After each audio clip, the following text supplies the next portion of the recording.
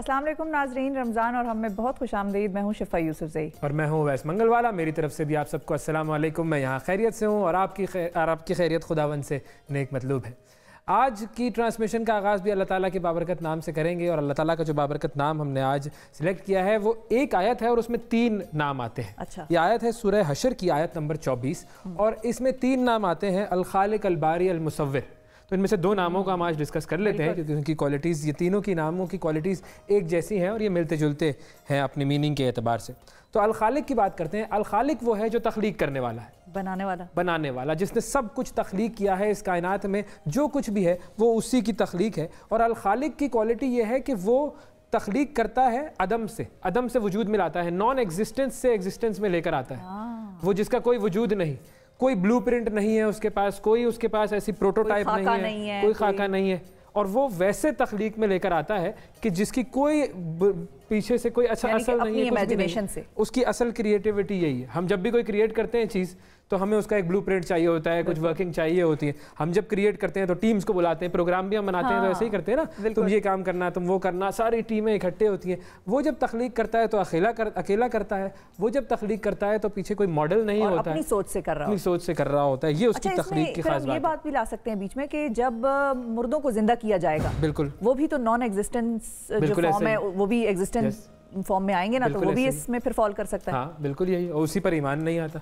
साइंसदान जो है वो अक्सर ये कहते हैं हम सारी चीज़ें क्रिएट करते रहते हैं, और वो जो बल्कि साइंसदानों से भी कहा जा सकता है कि अगर तुम कभी इंसान क्रिएट भी कर लो मिट्टी से, तो वो मिट्टी तो अल्लाह की ही क्रिएशन है ना। वो जो क्लोन बना लेते हैं कभी कभार, फिर बहुत खुश हो जाते हैं।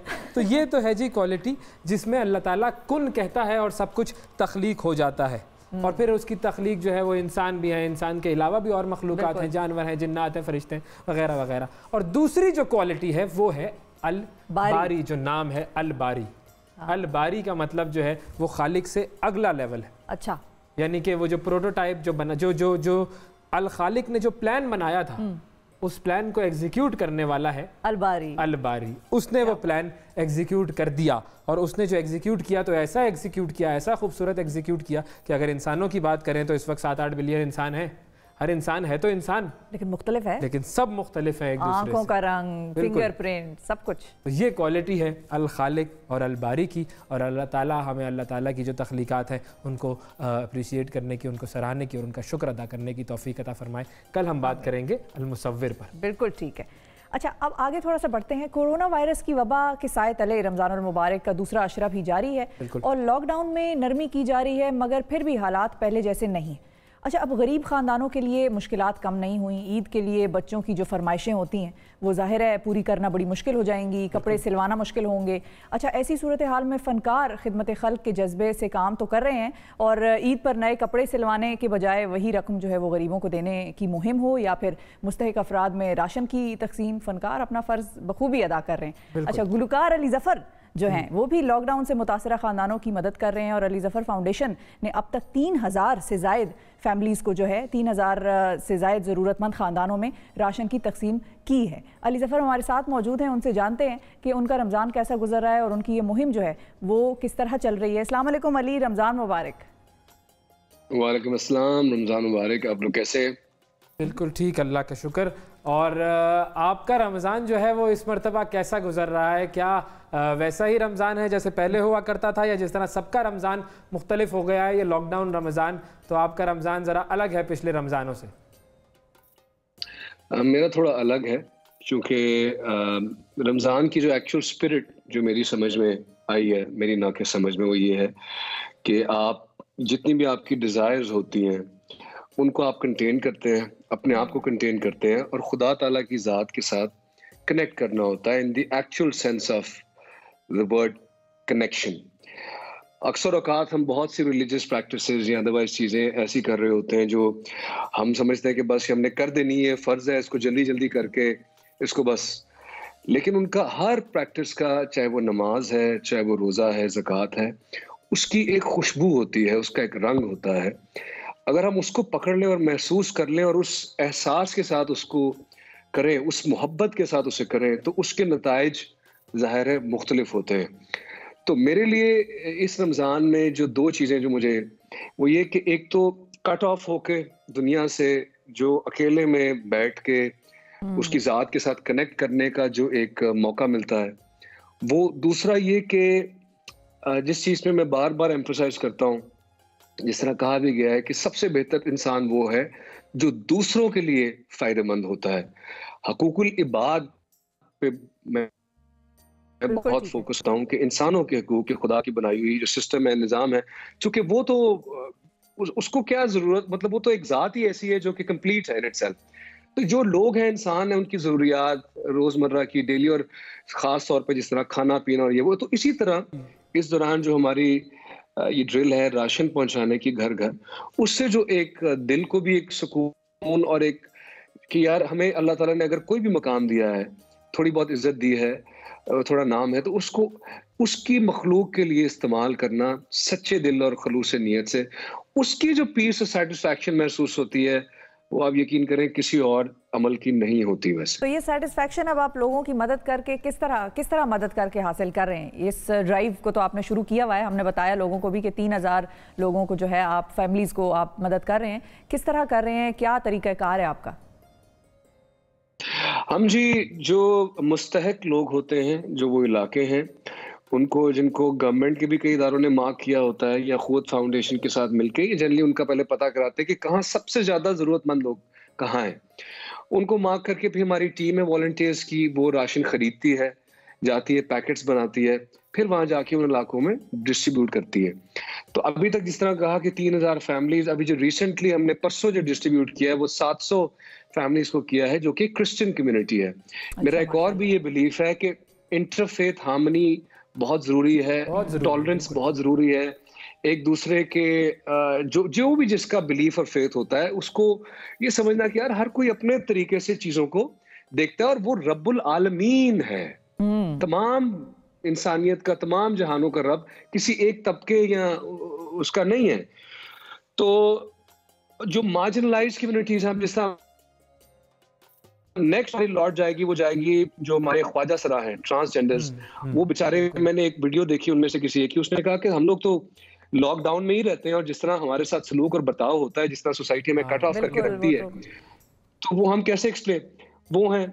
फिर तीसरी, जो कि मैं खुद उस फील्ड से हूँ, इंडस्ट्री से हूँ, कि जो हमारे जो म्यूजिशियंस हैं, जो इस तबके से हैं, क्योंकि उनका भी डेली जो अर्निंग्स होती थी, वो स्टूडियो जाके कुछ सेशन किया या लाइव कॉन्सर्ट्स होते थे। तो अब हमारे, तो मेरे खुद जो है, जब तक हम लाइव परफॉर्म नहीं करते, चूंकि पता नहीं अब 6 महीने साल तक करें या ना करें, लेकिन चले अल्लाह ताला ने इतना दिया है कि उनको इस जो मुश्किल टाइम के दौरान अब उनके लिए मैं जो करना चाहता, तो ये डिफरेंट जो ज्यादा मुस्तहक लोग हैं उनको हम पॉइंट, फिर उनका पूरा डेटा बनाते हैं, एक एक बंदे का शनाख्ती कार्ड, ID कार्ड, किसको, ताकि डुप्लीकेशन ना हो। फिर अगर नेक्स्ट टाइम हमने अगले महीने दोबारा देना है वहां जाके, तो पूरा एक सिस्टमाइज तरीके से मेरी फाउंडेशन ये कर रही है। सही। अच्छा, अब ये जो आपने बात की ना, वाकई बड़ी खूबसूरत बात है कि उन कम्युनिटीज़ के बारे में सोचना चाहिए कि अब सिर्फ जैसे रब्बुल आलमीन की आपने बात की, वो वाकई बड़ी अहम बात है। और चूंकि रब्बुल आलमीन के साथ जो ज़ात जुड़ी हुई है वो रहमतुल लिल आलमीन की है, और रहमतुल लिल आलमीन भी सबके लिए ही रहमत है। तो उन्होंने भी हमें यही सिखाया कि सबकी मदद करो, ये ना देखो कि कौन आ रहा है तुम्हारे पास मदद के लिए, उसकी मदद करो। तो वाकई ये जज्बा आपका बड़ा काबिल दीद है। अब जब आपका ये जो पूरा जो एक इनिशिएटिव है फाउंडेशन का, तो इसका मज़ीद आगे क्या प्लान है? एक तो ये आप राशन की ड्राइव कर रहे हैं, और कोई एरियाज़ हैं जिसमें आप आगे बढ़ेंगे, या ईद के लिए कोई ख़ास एक्टिविटीज़ आप कर रहे हैं उन लोगों के लिए? जी, हमारी इससे पहले जो फाउंडेशन करी थी वो ऐसी था कि एक अंदरून शहर में, लाहौर में एक तबका है जहाँ पे उन ख़वातीन को हम रिहेबिलिटेट करते हैं, ताकि उनको वो काम ना करने पड़े जो उस पर मैं डिटेल में नहीं जा सकता इस तरह, लेकिन उनको हम रिहेबिलिटेट करते हैं, और ताकि उनके बच्चों का और उनका पढ़ाई लिखाई हम करें, ताकि वो काम छोड़ के वो करें, टीचर्स बने, उनके बच्चे वो चीज़ उस तरह करें।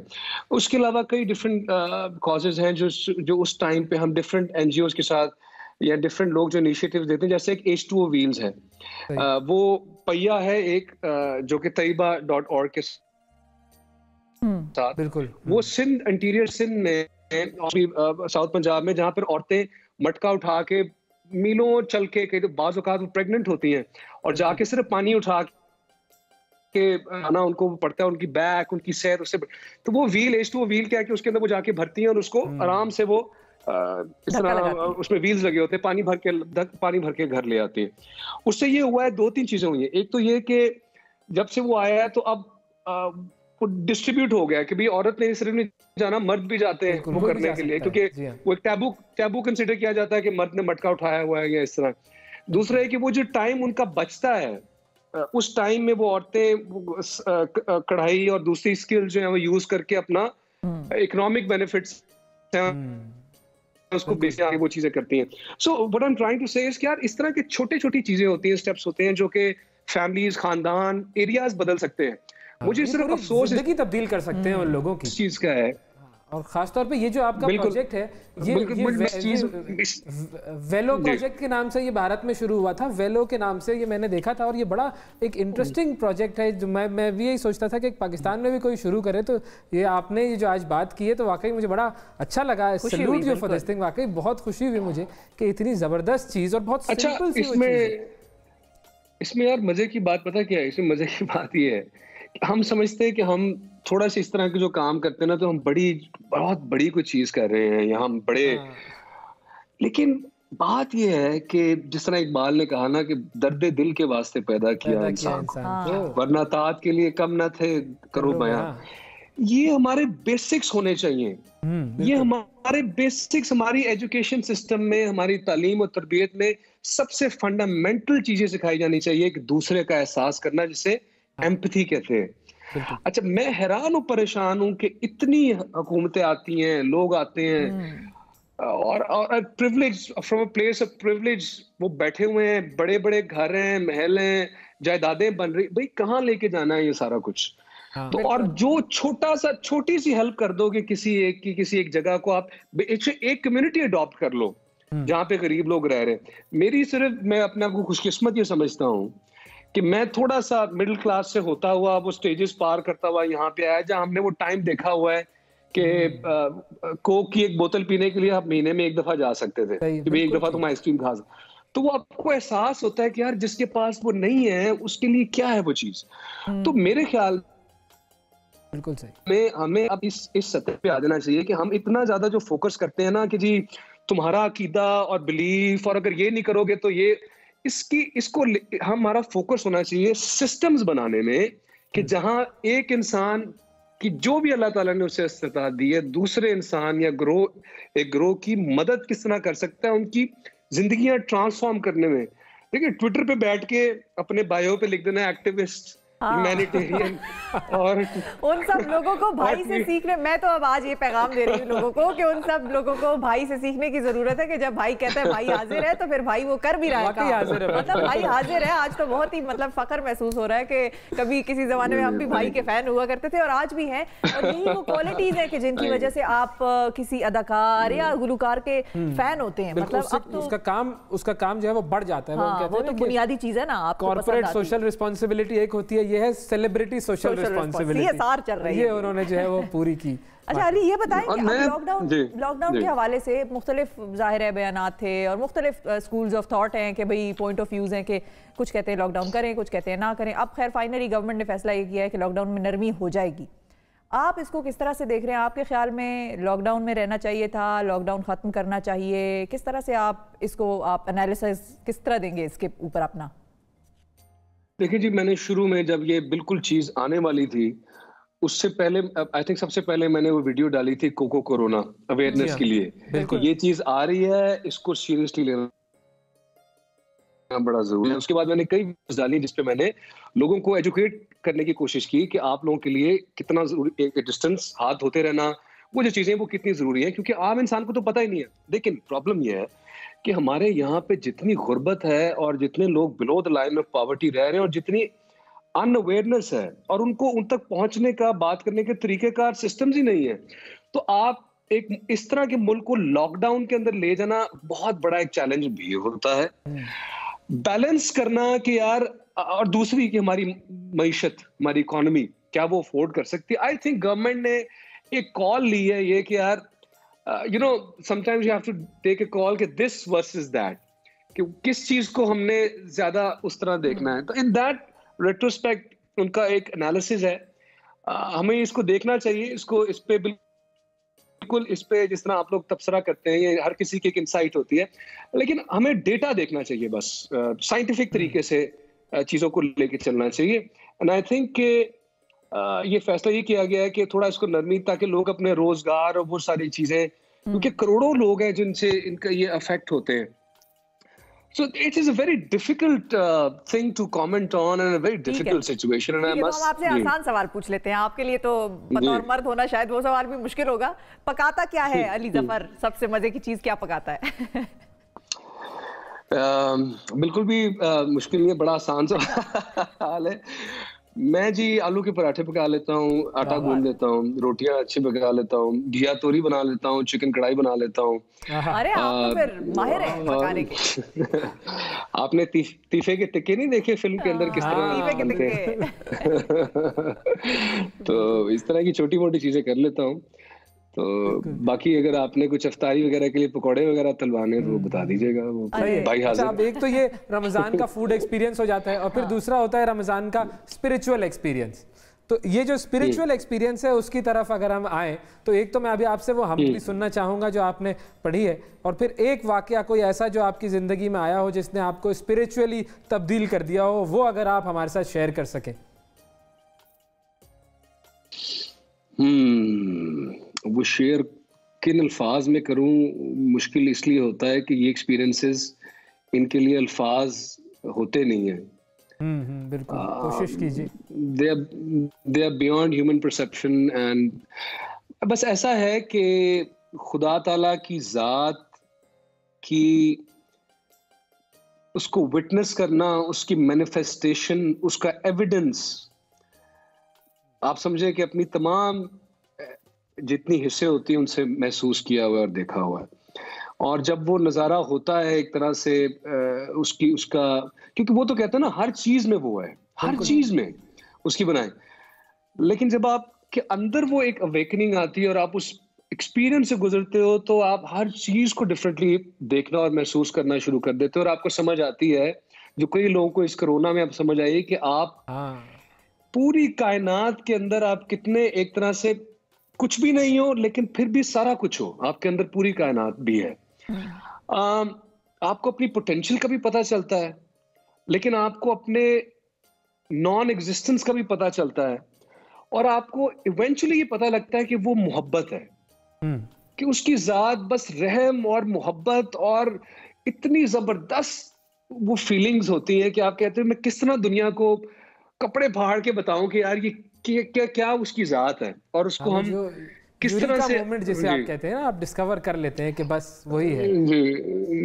जी। हम मतलब मैं ये नहीं कहूंगा कि मैंने कर लिया, क्योंकि कई लोग जो भी क्लेम करते हैं कि हमें पता चल गया, तो वो आई थिंक हर किसी की डिफरेंट एक उसके मुताबिक वो होता है। लेकिन अखज़ मैं आप लोगों को बता दूं, जो मेरा पर्सनल एक्सपीरियंस है वो ये अखज़ ये हुआ है, 2-3 चीजें। एक, nothing is a coincidence in your life, everything is meant to happen exactly the way it happens, उसी तरह होनी होती है।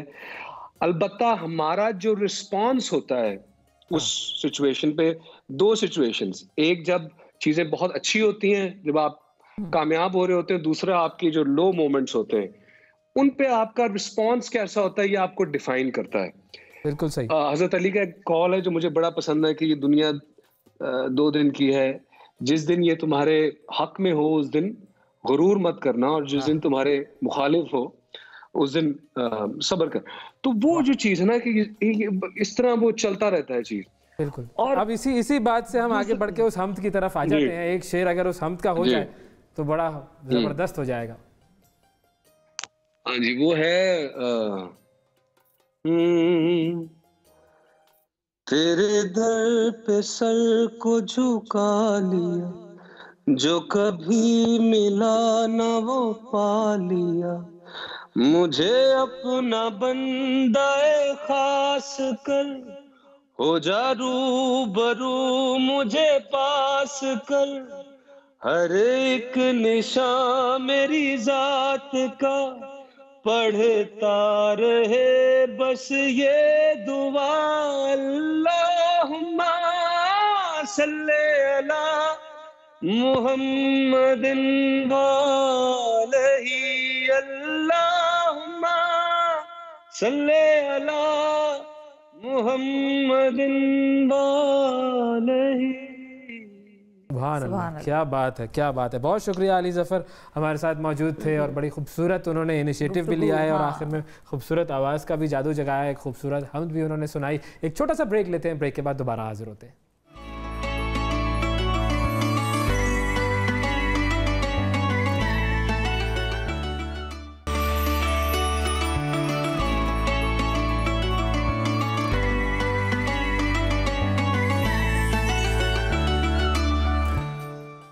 वेलकम बैक रमज़ान और हम एक मरतबा फिर खुशामदीद। दुनिया में एक ही शख्स ऐसा है जो कि आपको बगैर वीज़े, पासपोर्ट और टिकट के किसी भी मुल्क ले जा सकता है और सैर करवा सकता है। वो कौन? वो शख्स है ओवैस मंगलवाला। बिल्कुल, वो खुद कहीं नहीं जाता फिजिकली, लेकिन सैर ज़रूर करवा देता है। और आज मैं आपको एक ऐसे मुल्क लेकर जा रहा हूँ जो कि दुनिया का अमीर तरीन मुल्क है। अच्छा, बिल्कुल, दुनिया का अमीर। ब्रुनाई से ज़्यादा अमीर? वो तो मुस्लिम दुनिया का अमीर तरीन था ना। अब जरा मैं बात को आगे नेक्स्ट लेवल बढ़ा रहा हूँ। मतलब ब्रुनाई जो है वो भी एक हवाले से अमीर तरीन मुल्क है, लेकिन ये भी मुस्लिम दुनिया का मुल्क है और दुनिया के अमीर तरीन मुल्कों में इसका शुमार होता है। और इसका जब आप देखेंगे मामला तो आप कहेंगे बस फ़ौरन हमें यहाँ जाना है। बताइए कहाँ ले जा रहे हैं आप? कतर।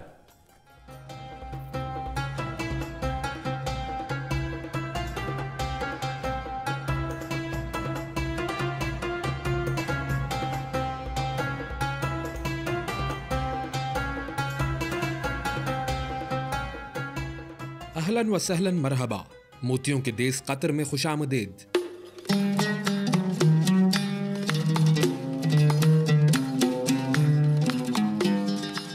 दुनिया का अमीर तरीन मुल्क कतर मशरिक़ वुस्ता का माशी हब है।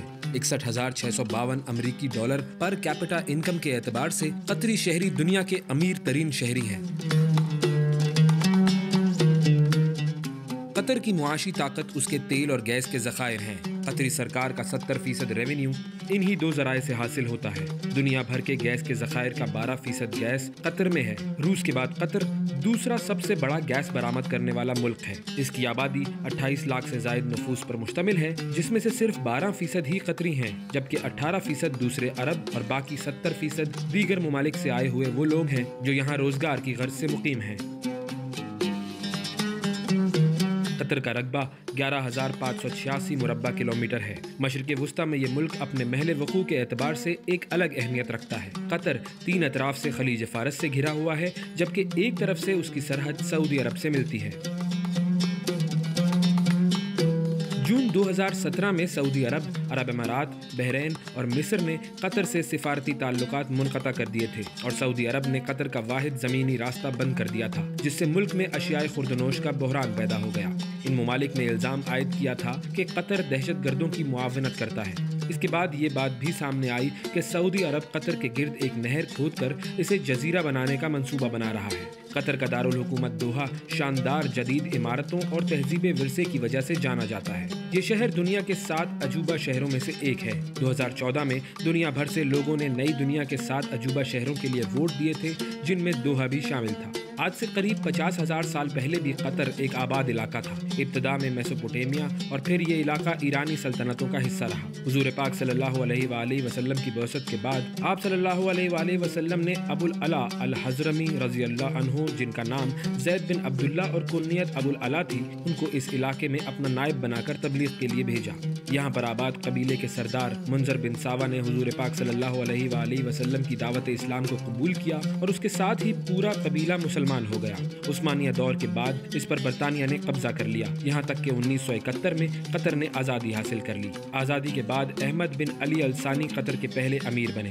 शेख तमीम बिन हमद सानी मुल्क के मौजूदा अमीर हैं। कतर तेल की दरियाफ्त से पहले भी खुशहाल इलाका था। यहाँ के लोग समुंदर से मछलियाँ पकड़ते और समुंदर से मोती इकट्ठे करते थे, जो उनकी आमदनी का सबसे बड़ा जरिया था। इसलिए इस सरजमीन को मोतियों का देश कहा जाता है। कतर दुनिया की महफूज तरीन जगह है। साइंसदानों के मुताबिक यहाँ कुदरती आफात का सिर्फ 0.1% इम्कान है। इस तरह कतर दुनिया में महफूज तरीन ममालिक की फहरिस्त में नंबर 1 है। अक़वाम मुत्तहिदा ने कतर को सबसे ज्यादा इंसानी तरक्की करने वाला मुल्क करार दिया है, जबकि तमाम अरब ममालिक में ह्यूमन डेवलपमेंट में कतर का पहला नंबर है। दोहा में कतर का हम्माद इंटरनेशनल एयरपोर्ट दुनिया का 9वां बड़ा एयरपोर्ट है। इसे दुनिया के बेहतरीन एयरपोर्ट होने का एजाज भी हासिल है। इस एयरपोर्ट पर रखा गया 23 फुट बुलंद टेडी बेयर मुसाफिरों की तवज्जो का मरकज है। गरंगाव कतर में रमजानुल मुबारक की निस्बत से बच्चों का एक त्यौहार है जो 14वें रोजे को इफ्तार के बाद मनाया जाता है। इस त्यौहार पर बच्चे नए कपड़े पहनते हैं और रात गए हमसायों के घर जाकर कैंडी, स्वीट्स और नट्स जमा करते हैं। इस साल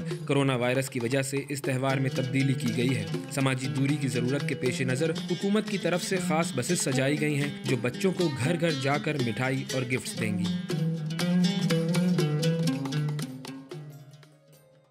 अगला जो सफ़र है वो अब आप कतर का कीजिएगा। बिल्कुल ठीक है, मैंने आपको बता दिया है, ये आपके लिए मैंने एक पूरा माहौल बना दिया है उसका।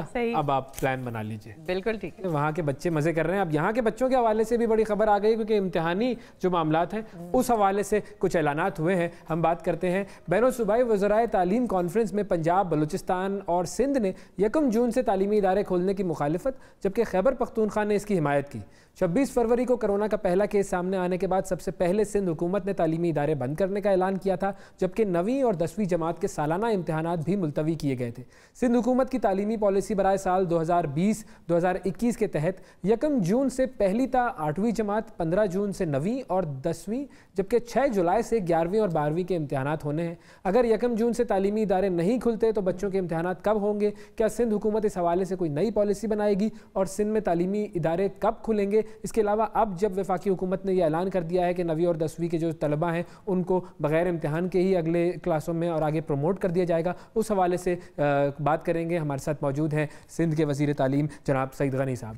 अस्सलाम वालेकुम सईद गनी साहब, सबसे पहले तो ये बताइए कि जो सिंध हुकूमत ने 1 जून से तालीमी इदारे खोलने की मुखालफत की है तो बच्चे कब स्कूल जा सकेंगे और सिंध में तालीमी इदारे कब खुलेंगे? देखिए, मुखालफत तो नहीं हमने की, लेकिन मैं तो खुद कल ये कह चुका था कि जो हालात इस वक्त हैं उन हालात में लगता नहीं है कि ये खोल सकेंगे, इसलिए कि कोरोना के केसेस बढ़ते जा रहे हैं और बच्चों पर हम रिस्क नहीं ले सकते। लेकिन ये फैसला हमने अभी नहीं किया था कि 15 जुलाई तक स्कूल बंद हो जाएंगे या जो एग्जाम्स हैं वो मनसूख होंगे, एग्जाम कैंसिल कर दिए जाएंगे। तो आज जो बात की है शफकत महमूद साहब ने, हम उस बात को अपनी स्टीयरिंग कमेटी के सामने रखेंगे और अगर स्टीयरिंग कमेटी ने इत्तेफाक किया तो हम भी इसको फॉलो कर लेंगे, लेकिन अगर वहाँ कोई और तजावीज़ आई तो फिर हम उन तजावीज़ के मुताबिक आगे करेंगे। गनी साहब, ये भी बताइए कि कोरोना वायरस के बाद अब बनने वाली जो सिंध हुकूमत की तालीमी पॉलिसी बराए साल 2020 और साल 2021 है, उसमें 1 जून से इम्तिहानात शुरू कराने का फैसला किया गया था। अब उस पॉलिसी का क्या बना? कोई तब्दीली होगी? कोई इम्कान है तब्दीली का? क्या है उसका स्टेटस? देखिए, जाहिर है कि जब हालात इस तरह के हों कि स्कूल ना खोल सकते, स्कूल खोलने के मुकाबिल ना हो और जब स्कूल नहीं खुलेंगे तो डेफिनेटली जो हमने पूरा 1 साल का प्लान अनाउंस किया था उसको हम रिव्यू करेंगे और उसको देखने के लिए हमारे यहाँ जो सिंध में एजुकेशन पर एक स्टीयरिंग कमेटी है जिसमें एजुकेशन डिपार्टमेंट के लोग हैं, जिसको मैं खुद चेयर करता हूँ।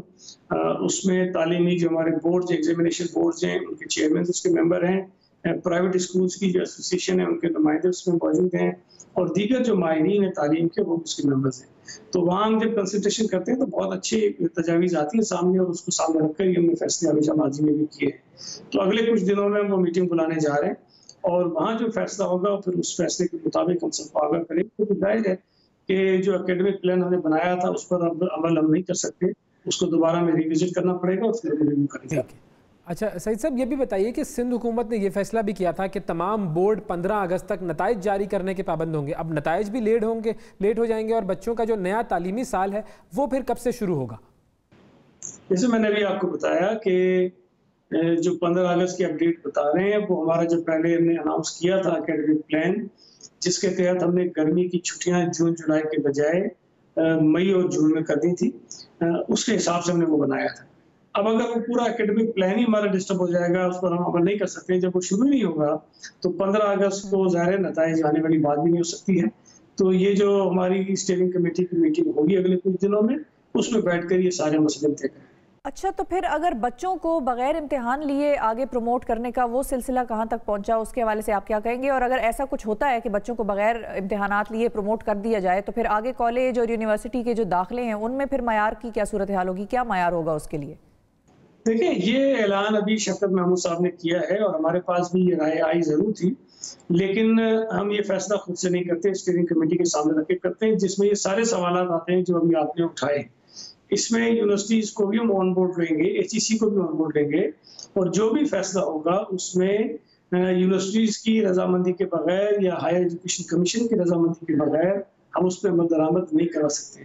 तो इस वक्त मेरे लिए ये कहना कब्ल वक्त होगा कि हम एग्जाम्स ले रहे हैं नहीं ले रहे हैं, बच्चों को यूनिवर्सिटीज में एडमिशन कैसे मिलेंगे, इसके लिए हमें 4-5 दिन और इंतजार करना होगा जब स्टेट कमेटी की मीटिंग हो जाए और उसमें फैसला। अच्छा, अब ऑनलाइन तालीम का सिलसिला भी शुरू किया गया था बहुत सारे स्कूलों में, तो क्या ये मुमकिन है कि बच्चों के इम्तिहानात भी ऑनलाइन ले लिए जाएं ताकि तालीमी साल ज़ाया ना हो? देखिए, कोरोना की जो सूरत-ए-हाल बनती जा रही है उसको सामने रखते हुए हमें ये अंदाजा है कि शायद कोई बहुत जल्द हम अपने तालीमी जो हमारा निज़ाम है उसको नॉर्मल सिचुएशन में ला सकें। इसमें शायद वक्त काफ़ी लग जाएगा। इसी चीज़ को मद्देनजर रखते हुए सूबाई हुकूमत ने तालीम के हमारे डिपार्टमेंट, एजुकेशन डिपार्टमेंट ने ऑनलाइन तालीम के हवाले से हमने बहुत सारे काम शुरू किए हैं। लेकिन एक प्रॉब्लम ये भी है कि कई इलाकों में हमारे यहाँ इंटरनेट की प्रॉब्लम है, वहाँ नेट नहीं मौजूद, उसकी वजह से कुछ मुश्किलात हैं, लेकिन हम उसको भी एड्रेस करने की कोशिश कर रहे हैं मुख्तलिफ पार्टनर्स के साथ मिलकर। तो मुझे उम्मीद है कि अगले 1 आध हफ्ते के अंदर अंदर हम एक बड़ा कम्प्रिहेंसिव ऑनलाइन की तालीम का निज़ाम जो है वो मुरतब कर लेंगे, और फिर उसके ज़रिए जब बच्चों को तालीम देंगे तो इम्तिहानात देने का भी कोई सिलसिला उसके ज़रिए हो सकता है। लेकिन आज मेरे लिए हतमी तौर पर ये बात कहना बहुत मुश्किल है, इसमें हमें कुछ और वक्त लगेगा सारी चीज़ को तैयार। अब जिस तरह सईद गनी साहब, जिस तरह मसाजिद और कारोबार को खोलने की मशरूत इजाज़त दी गई है, तो क्या समाजी दूरी की शराइत पर अमल करते हुए तालीमी इदारों को खोलना मुश्किल लग रहा है? आपके ख्याल में ये मुश्किल हो जाएगा? देखिए, आप अगर गौर करें हमारे मुल्क में हर तरफ, तो शायद जो SOPs बताई जाती हैं, जो लोगों को या शहरियों को एहतियाती तदाबीर बताई जाती हैं, उस पर बहुत कम लोग 100% अमल करते हैं। कहीं ना कहीं कोताही करते हैं, लापरवाही करते हैं, वो हो रही है, हम और आप सब देख रहे हैं। जब हम बड़े पढ़े लिखे लोग, बाशऊर लोग 100% अमल नहीं कर सकते हैं, तो हमें बच्चों से ये तवक्को नहीं करनी चाहिए कि हम उन्हें जब बताएंगे कुछ SOPs और एहतियाती तदाबीर बताएंगे तो उस पर वो अमल करेंगे। मैं ये समझता हूँ कि ये बहुत मुश्किल है, और बच्चों के ऊपर हम कोई रिस्क लेने के लिए तैयार नहीं है।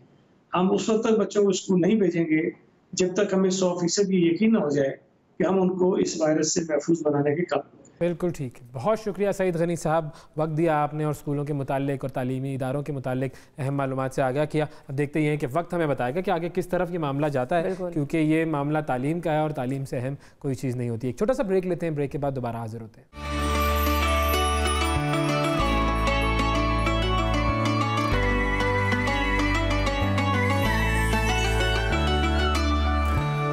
Welcome back. रमज़ान और हम में एक मरतबा फिर खुशामदीद। माहिरीन के मुताबिक बीमार होने वाले 75% मरीज़ ऐसे होते हैं जिनकी बीमारी की वजूहात उनकी जहनी कैफियत और जज्बाती उतार चढ़ाव होता है, और कोई मुआलिज उनको उस वक्त तक सेहतमंद नहीं कर सकता कि जब तक मरीज़ की जहनी कैफियत या जज्बात को नॉर्मल ना किया जाए। बिल्कुल इसी तरह हमारी ज़िंदगी के मामलात का भी इन्हिसार हमारी सोच पर है। जब तक हमारी मनफी सोच बंद नहीं होगी, हम मनफी सोचना नहीं छोड़ेंगे, हमारे मामलात दुरुस्त नहीं हो सकते। इस बारे में हम बात करेंगे प्रोफेसर डॉक्टर जावेद इकबाल साहब से। जावेद साहब, अस्सलाम वालेकुम, बहुत शुक्रिया वक्त देने के लिए।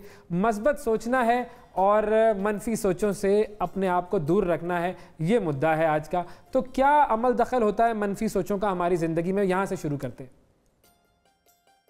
देखिए, बहुत बहुत शुक्रिया। जो सबसे अहम और ज़रूरी बात है वो ये समझना है कि जैसे दिल का काम खून को पंप करना है और फेफड़े का काम खून के अंदर ऑक्सीजन को लेके जाना और कार्बन डाइऑक्साइड को बाहर निकालना है, इसी तरीके से हमारे दिमाग का काम सोचना है। दिमाग सिर्फ सोचता है, वो सोच दिमाग के हिसाब से मनफी या मस्बत नहीं होती। लिहाजा आपके सवाल का जवाब देने से पहले मैं 1 या 2 मिनट लूंगा जिसमें मैं ये कोशिश करूंगा ये अर्ज करने की कि बुनियादी तौर पर सोच मनफी क्या होती है और मस्बत क्या होती है। देखिए, हमारे बाहर कोई भी डाटा बाहर से हमें आता है ना, कोई भी इंसिडेंट्स, कोई भी वाकया, कोई भी हैपनिंग, हमारे इर्द गिर्द जो कुछ होता है, वो जब हमारे दिमाग में पहुंचता है तो दिमाग उसको एनालाइज करता है। उसको एनालाइज करने के लिए उसके पास जो डाटा मौजूद है वो उसका पास्ट है, उसके अकायद हैं, उसके नजरियात हैं, उसके जिंदगी के तजुर्बात हैं, और उसके अलावा उसकी अपनी पर्सनैलिटी है। और इसके साथ ही एक और चीज जो अवेलेबल है दिमाग के पास, वो उसकी पावर ऑफ इमेजिनेशन है। लिहाजा वो पास्ट में से अपनी मेमोरी निकालता है और फ्यूचर में से अपनी इमेजिनेशन निकालता है और दोनों को मिला के उसके नतीजे में ख्याल को जन्म देता है। अच्छा, अब ये जो ख्याल है, ये जरूरी नहीं है कि जो डाटा उसको प्रोवाइड किया गया था बाहर के अवामिल की वजह से ये उसके साथ मैच भी करता हो। अगर ये डाटा उसके साथ मैच कर रहा हो तो हम इस सोच को मस्बत सोच कहते हैं। इसके नतीजे में एक हार्मनी उसके अपने सिस्टम में डेवलप होती है और एक हार्मनी एक्सटर्नल वर्ल्ड में डेवलप होती है। लेकिन अगर ये उसके साथ मैच ना कर रहा हो तो इसको हम मनफी सोच कहते हैं। पहली बात तो ये है। दूसरी मैं जो अर्ज करना चाहता हूं कि जो हमारी सोच है ना, उसको आप समझिए कि वो एक लाइट है, एक टॉर्च है। वो टॉर्च जब बाहर रोशनी निकलती है तो उसके दरमियान में एक लेंस होता है। वो लेंस बेसिकली हम हैं, वो लेंस हमारी पर्सनैलिटी है, हमारे अकायद हैं और हमारे लाइफ के एक्सपीरियंसेस हैं। लिहाजा जब जो रोशनी, अगर वो लेंस सुर्ख रंग का होगा तो वो रोशनी जो असल में सफेद थी वो बाहर सुर्ख निकलेगी। अगर वो लेंस सब्ज था तो रोशनी जो है वो सब्ज निकलेगी। लिहाजा जब किसी को ये कहा जाता है कि मनफी सोचें खत्म कर दीजिए और मस्बत सोच ले आइए, ऐसा करना बिल्कुल मुमकिन नहीं है। ये ऐसे ही है जैसे यहाँ पे एक और सवाल आता है कि फॉर एग्जाम्पल एक इंसान है, वो एक इस किस्म का इंसान होता है जो दूसरों के बारे में बदगुमान होता है। अब ये भी नेगेटिविटी है, मनफी सोच ही है कि भाई ये शख्स मुझे ज़रूर कहीं नुकसान पहुंचाएगा, ये शख्स मेरे साथ ऑनेस्ट नहीं है, ये मुझसे सच नहीं कहता, ये मुझे हकायक नहीं बताता, वगैरह वगैरह। अब एक ये शख्सियत के हवाले से बदगुमानी है जो नेगेटिव है, और एक वो सोच है जिसमें कि हम अपने ही बारे में बदगुमान होते हैं, या मतलब हमें पता नहीं होता फॉर एग्जाम्पल कि मैंने इम्तिहान तो दे दिया लेकिन नहीं, मैं फेल ज़रूर हो जाऊँगी चाहे कितना अच्छा पेपर हुआ हो, नहीं मैं तो पास ही नहीं हो सकती, ये एक बदगुमानी। अच्छा, ये काम मैं नहीं कर सकती, मैं तो नहीं कर सकती, मैं इसके काबिल नहीं हूं। एक ये सोच है मनफी जो अपने बारे में है, और एक वो सोच है मनफी जो आप औरों के बारे में जहन में रखते हैं। ये तो तब्दील हो सकती है ना सर? देखिए, इसको तब्दील करने के लिए जो लेंस है ना, उसको तब्दील करना पड़ेगा। देखिए, अगर फर्ज करें आप किसी को ये कहें कि उल्टी मत करना, वॉमिटिंग मत करना, और उसका तरीका ये हो कि अपने होंठ जबरदस्ती पकड़ ले और वो उल्टी ना करे, तो क्या आपके ख्याल में उसकी उल्टी रुक जाएगी? वो अंदर तो मौजूद रहेगी और ताफुन मचाती रहेगी। इसलिए सोच को मनफी से मस्बत करने के लिए तब्दील हो सकती है, लेकिन ऐसा तकरीरें करने से नहीं होगी, किसी को कहने से नहीं होगी, किसी को हदायत करने से नहीं होगी। वो जो दरमियान का लेंस है ना, उसको चेंज करना पड़ेगा। तो वो कैसे चेंज है? इसका फॉर्मूला क्या है? जी, उसके दो फॉर्मूले हैं।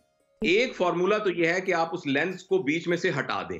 इसका मतलब यह है कि जब भी आपके पास डाटा आए तो आप ना अपने पास्ट एक्सपीरियंस को यूज करें, ना आप अपनी फ्यूचर की इमेजिनेशन को यूज करें, बल्कि जैसी चीजें नजर आ रही हैं उनको वैसे परसीव करें। जो तो पॉसिबल नहीं हो सकता? क्या ये पॉसिबल है?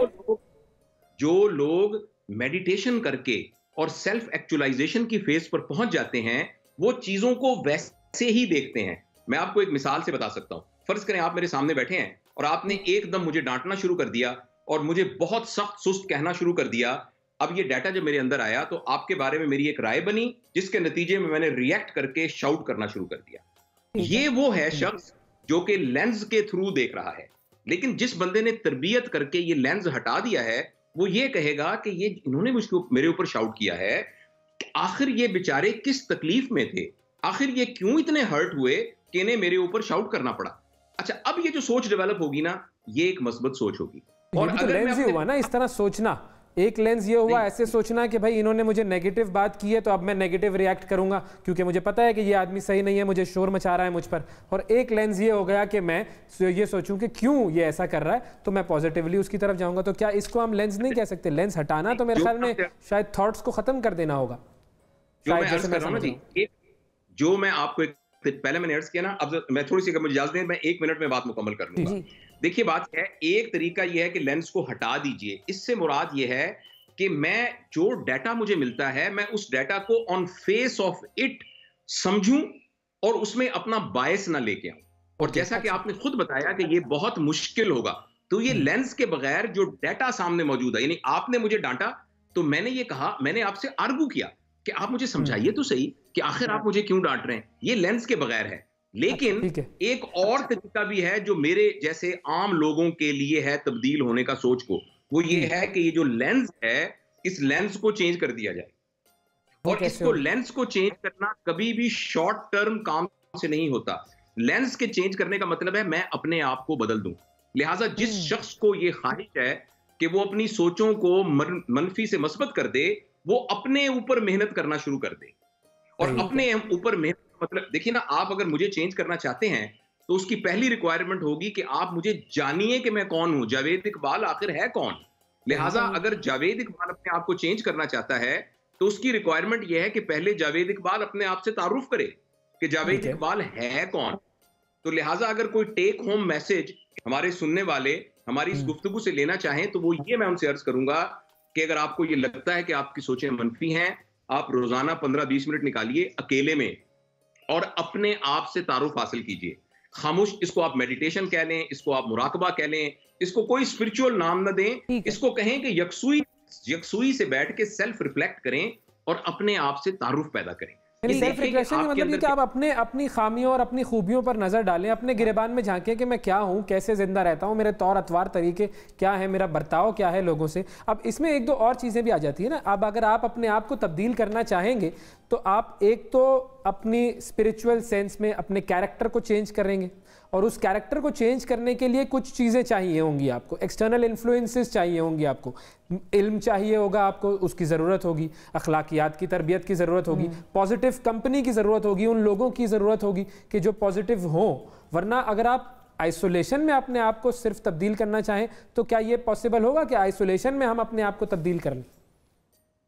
आइसोलेशन में आपने घर का नक्शा बनाना है और उसके बाद जब आपने मकान की तामीर करनी है तो उसमें सीमेंट भी चाहिए, उसमें सरिया भी चाहिए, उसको ठेकेदार भी आएगा, उसको इलेक्ट्रीशियन भी है। जो आपने तमाम बातें फरमाई हैं ये सारे के सारे वो अवामिल हैं जो आप अपने नक्शे में ड्राफ्ट करेंगे कि मैं क्या क्या करूंगा। तो अकेले में बैठकर आप ये देखेंगे कि ये बुरी आदतें हैं मुझ में, ये मेरे स्ट्रेंथ्स हैं, ये मेरी वीकनेसेस हैं, ये मेरी अपॉर्चुनिटीज हैं। ये सारा एक नक्शा है। जैसे आपका ड्राफ्ट्समैन जो है वो अपने प्लॉट पे जाके नक्शा तो नहीं बनाता ना। तो लेकिन आपको ये पता होना चाहिए ना कि कौन सी अच्छी आदत है, कौन सी बुरी आदत है। वो गाइडलाइंस तो आपको कहीं से मिलेंगी, वो दीन हो सकता है, वो आपकी आइडियोलॉजी हो सकती है। तो आप उस नक्शे में ये लिख लेंगे ना कि चूंकि मुझे दीन के थ्रू जाना है तो मैं वो कर लूंगा। तो जो जो अवामिल आपको अपने आप को तब्दील करने के लिए चाहिए, जिसमें अच्छी कंपनी है, जिसमें अच्छी किताबें हैं, जिसके अंदर आपकी अच्छी फिजिकल हेल्थ है, तो वो सारा का सारा आप खुद शऊरी तौर पर करेंगे। ठीक है। और जब हम शऊरी तौर पर ये तमाम चीजें करेंगे तो उससे हमारी सोच आहिस्ता आहिस्ता मनफी से मस्बत। लेकिन सिर्फ ये कहना आज से तुम मनफी सोचें छोड़ दो और मस्बत सोच इख्तियार कर लो, ये नहीं हो सकता। ये बिल्कुल टाइम लगेगा, लंबा एक प्रोसेस है। डॉक्टर साहब ये बताएं कि अब जो मनफी सोचें होती हैं, मतलब बदगुमानियां हैं या किसी और के हवाले से आपके जहन में या अपने हवाले से, उसका हमारी जिंदगी पर, फॉर एग्जांपल मेरे जहन में किसी के हवाले से कोई बदगुमानी है या अपने बारे में भी बदगुमानी है, उसका मेरी जिंदगी पर, मेरी जिंदगी के मामलात पर, मेरे रिश्तों पर कैसे असर पड़ेगा? देखिए, आपके तो सवाल में ही इसका जवाब मौजूद है। मनफी सोच का मतलब यह है कि हमारे पूरे जिस्म का जो निजाम है वो झूठ पर मबनी है। यानी जो रिएक्ट कर रहा है ना, हमारा जो पूरी जिस्म की केमिस्ट्री है, हमारे पूरे जिस्म की जो फिजियोलॉजी है, वो सारी की सारी बुनियादी तौर पर हकीकत के खिलाफ जा रही है, जिसकी वजह से ना हमारी सेहत ठीक होगी। आप हैरान होंगे, मैं चूंकि मेडिकल डॉक्टर हूं, आप हैरान होंगे अगर आप मुसलसल मनफी सोच में रहेंगे, अगर आप मुसलसल स्ट्रेस में रहेंगे तो आपको फिजिकल बीमारियां होनी शुरू हो जाएंगी। आपने जब हम ये कोरोना के सिलसिले में बात किया करते थे तो उसमें एक बड़ा फैक्टर मुदाफियत के कम होने का ये है कि आपके दिमाग में नेगेटिविटी है या पॉजिटिविटी है।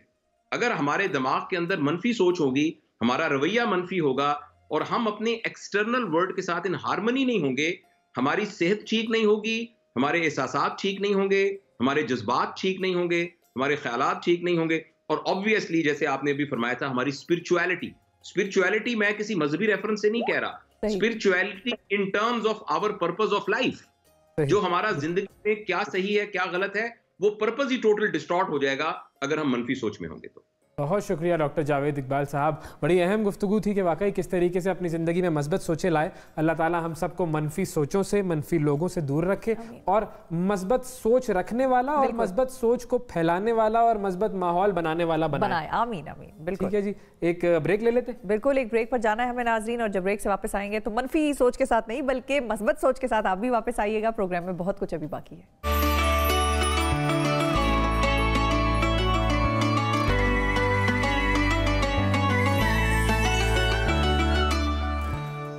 Welcome back to the show नाजरीन। वैसे आपको याद है एक वक्त होता था हमने तो खैर नहीं देखा, हमसे भी पहले के वक्तों की बात है कि एक वक्त था जब शरई मसाइल के हल तलाश करने में ऊँटों पर मीलों का सफ़र तय करना पड़ता था। बिल्कुल ठीक है, ऐसा ही है। और कुरान और हदीस पढ़ने और सीखने के लिए सहराओं की खाक जो है वो छाननी पड़ती थी। दुरुस्त, बिल्कुल। अब ज़ाहिर है वक्त तब्दील हो गया है और वक्त तब्दील होते होते मुख्तलिफ टेक्नोलॉजी आई है, ऐसी मोबाइल ऐप्स आ चुकी हैं कि जिनके ज़रिए घर बैठे आप कुरान और हदीस से इस्तिफ़ादा अब हासिल किया जा सकता है। बिल्कुल। और ऐसी ही एक ऐप है जिसके खालिक से हम आपको मिलवाएंगे।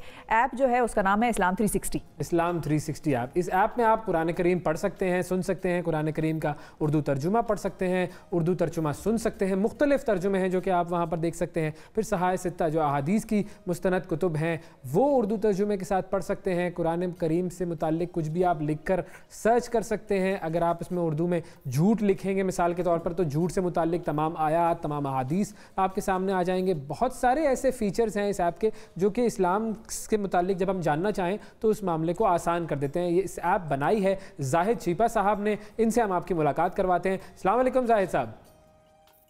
जी वालेकुम सलाम अवैस भाई, खैरियत से हैं आप? अल्हम्दुलिल्लाह बिल्कुल ठीक ठाक।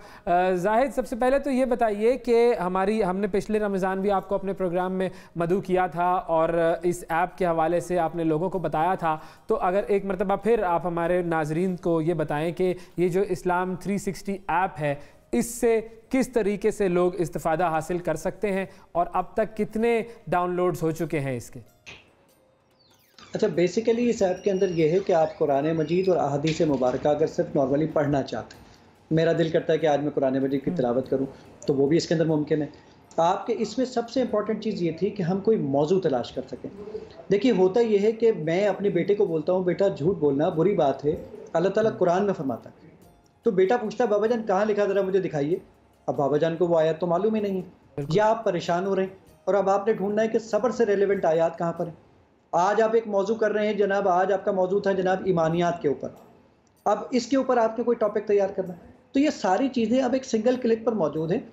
आप वो झूठ का जो वर्ड है वो आप उर्दू में लिखें, रोमन में लिखें, इंग्लिश में लाए लिखें, हिंदी में लिखें, अरबिक में लिखें, टर्किश में लिखें, मलयालम में लिखें, मराठी में लिखें, नेपाली में लिखें, इन सारी ज़बानों में वो आपको ढूंढ कर ला कर दे देता है कि जनाब ये आयत कहाँ पर मौजूद है। इस तरीके से मुख्तलिफ आयात आप देख सकते हैं। जो मैं लास्ट टाइम आपके पास आया था उस वक्त 3.2 मिलियन डाउनलोड से, और आज अल्हम्दुलिल्लाह हम कुछ 7.3 मिलियन पे खड़े हुए माशाल्लाह। तो यानी आपसे एक साल के अंदर हमने तकरीबन, अल्लाह ताला ने अल्हम्दुलिल्लाह तकरीबन कुछ 40 लाख के करीब लोगों का इजाफा फरमाया अल्हम्दुलिल्लाह। तो एक साल में इतने हमारे डाउनलोड हुए।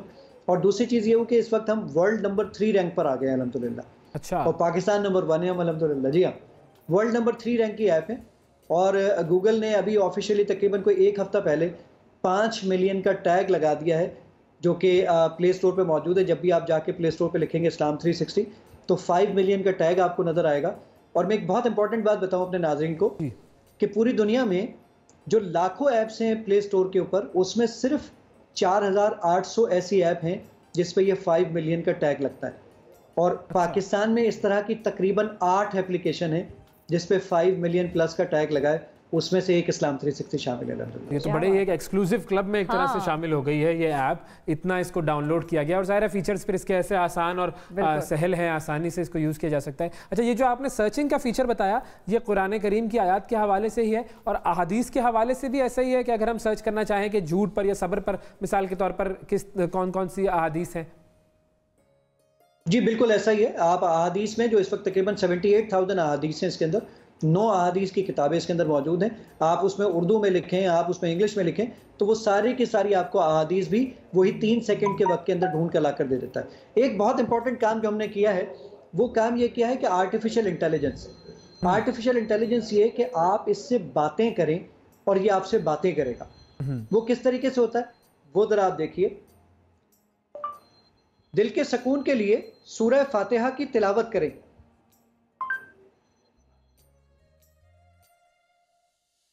ये मैं 1 मिनट जरा उसको लोड करूं। असल इंटरेस्टिंग फीचर है, मतलब ये नेट पे डिपेंड। दिल के सुकून के लिए सूरह फातिहा की तिलावत करें।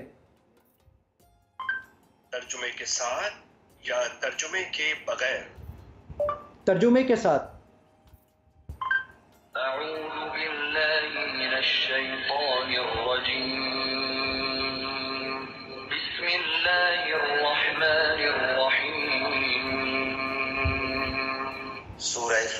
इस तरीके से आप इस तरह। अच्छा, मैं एक और चीज आपको दिखाता हूँ। अब एक और बहुत इंपॉर्टेंट चीज, इसको देखकर आप बहुत हैरान होंगे।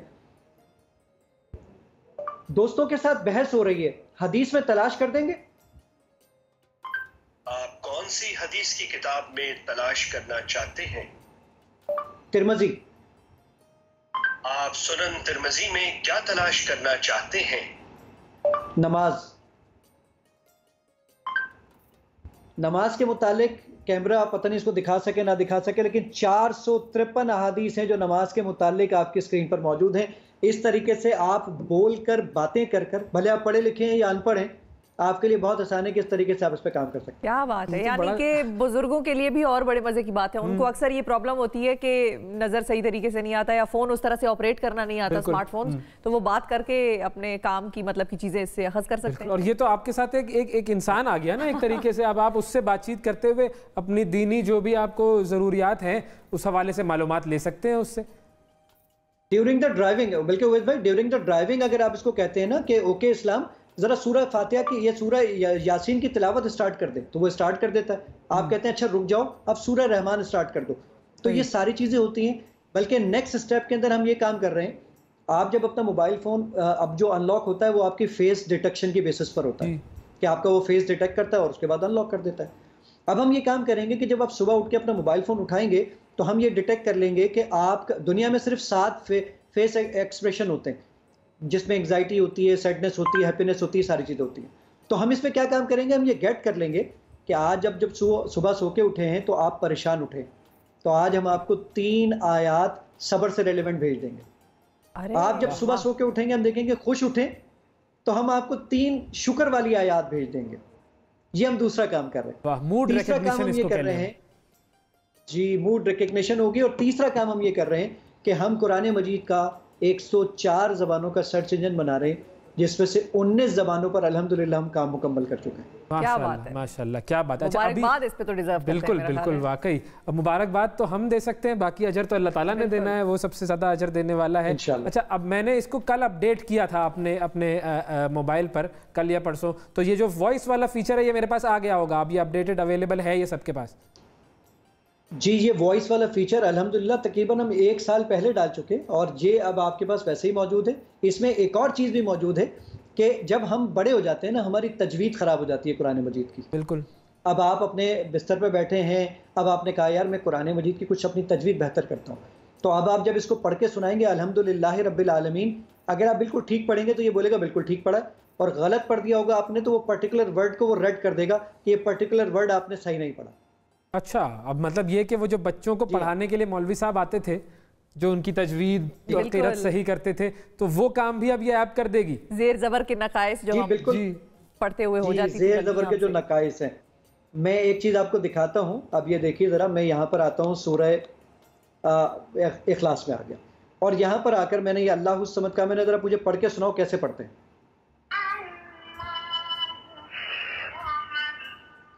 ये अल्लाहु समद मुझे पढ़ के सुना दिया, आवाज आ गई होगी अब तक शायद।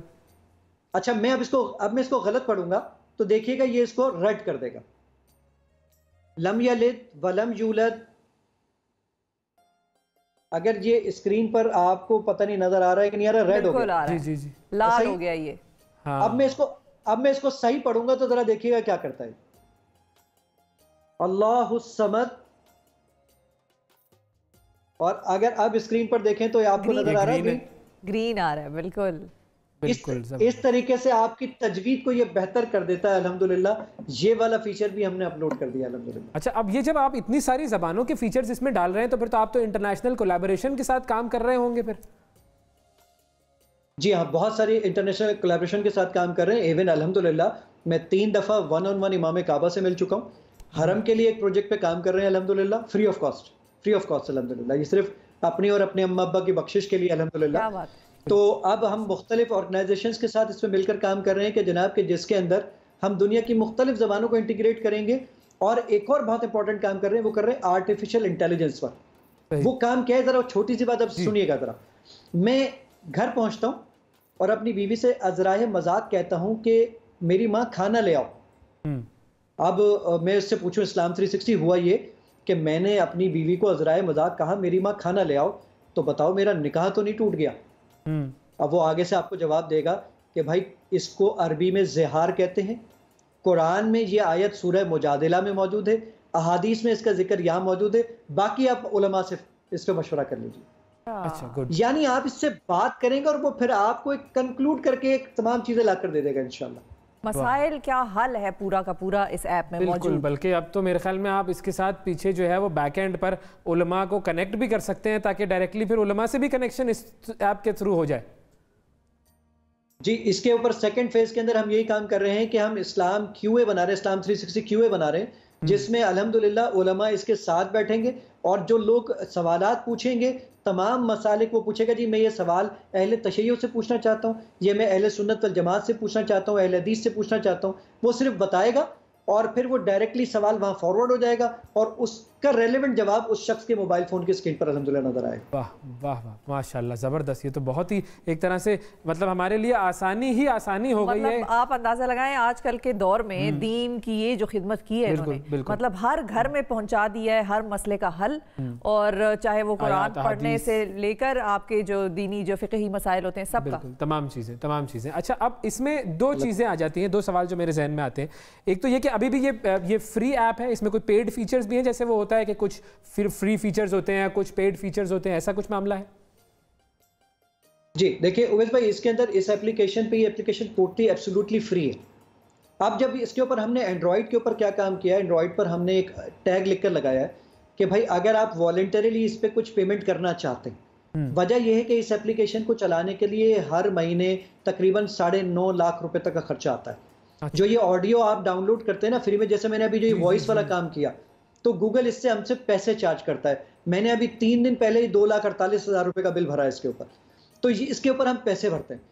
तो और जो ऑडियो आप डाउनलोड करते हैं, मैं एक और मिसाल दे देता हूँ, एक हफ्ते के अंदर 23 अप्रैल से लेकर 30 अप्रैल तक एक हफ्ते के अंदर 25.5 करोड़ रिक्वेस्ट हमें रिसीव हुई है कि ऑडियो हमें सुनवा दो। 25.5 करोड़, अगर सबके ऊपर सिर्फ 0.1 सेंट भी लगता हो तो सोचें कितना अमाउंट बनता है ये। सही है। तो अब इसके ऊपर हमें काम ये किया कि हमने वॉलंटरीली पेमेंट का ऑप्शन रखा है कि अगर आप पेमेंट करना चाहते हैं तो यू कैन डू दिस, अगर नहीं करना चाहते तो आप जस्ट कैंसिल का बटन दबा दें, हम कोई ऑप्शन आपके लिए बंद नहीं करेंगे। अच्छा, गुड। आईफोन के ऊपर हमने क्या काम किया है, आईफोन के ऊपर जो ये वॉइस रिकग्निशन है, क्योंकि गूगल और एप्पल दोनों अलग अलग चीजें, दुनिया की अलग अलग कंपनीज हैं, तो गूगल एंड्रॉइड के ऊपर पैसे नहीं लेता इसके, लेकिन एप्पल के ऊपर इसके पैसे चार्ज करता है। अच्छा, तो उसके ऊपर हमने ये ऑप्शन रखा है कि दिन में 3 दफा आप इसको फ्री चला सकते हैं, इसके बाद भी आपने चलाना है तो फिर आप इसको पे करें, क्योंकि इसके बगैर हम चला नहीं सकते, क्योंकि ये इतना बड़ा खर्चा हो जाता है कि हम अफोर्ड नहीं कर सकते। ठीक है। अच्छा, और आखिरी चीज़, क्योंकि हमारे पास बिल्कुल आखिरी 30 सेकंड है, अब जाहिर है जब दीनी मामलात आते हैं तो लोग ये चाहते हैं कि उलमाए कराम जिस पर उनका भरोसा है,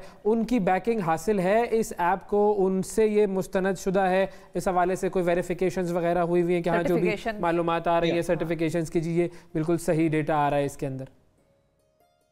इस्लाम 360 में जो सर्टिफिकेट ओपन करेंगे तो उसमें ही सर्टिफिकेट मौजूद है, तमाम मकातिब फ़िक्र के सर्टिफिकेट मौजूद हैं, अहले सुन्नत वल जमात के, अहले तशय्युअ के हैं, अहले हदीस के, तमाम मकातिब फ़िक्र के सर्टिफिकेट भी मौजूद हैं। इसको डाउनलोड करने के लिए आप अगर एंड्रॉयड फ़ोन के यूज़र हैं तो प्ले स्टोर पर जाकर लिखें इस्लाम 360, और अगर आप आईफोन के यूज़र हैं तो ऐप स्टोर पर जाकर लिखें इस्लाम 360, एप्लीकेशन आपके पास आ जाएगी। बहुत शुक्रिया जाहिद, वक्त दिया आपने, और वाकई ये जो काम आपने किया है, हमारी दुआ ये है कि अल्लाह ताला इसको और बढ़ाए, इसमें और मज़ीद ऐसे फ़ीचर्स आएँ कि जो कि लोगों को दीन की जो इल्म की तलब है उसमें आसानी रखें, और अल्लाह ताला आपको इसका बहुत अजर अता फ़रमाए। एक ब्रेक के बाद दोबारा हाज़िर होते हैं।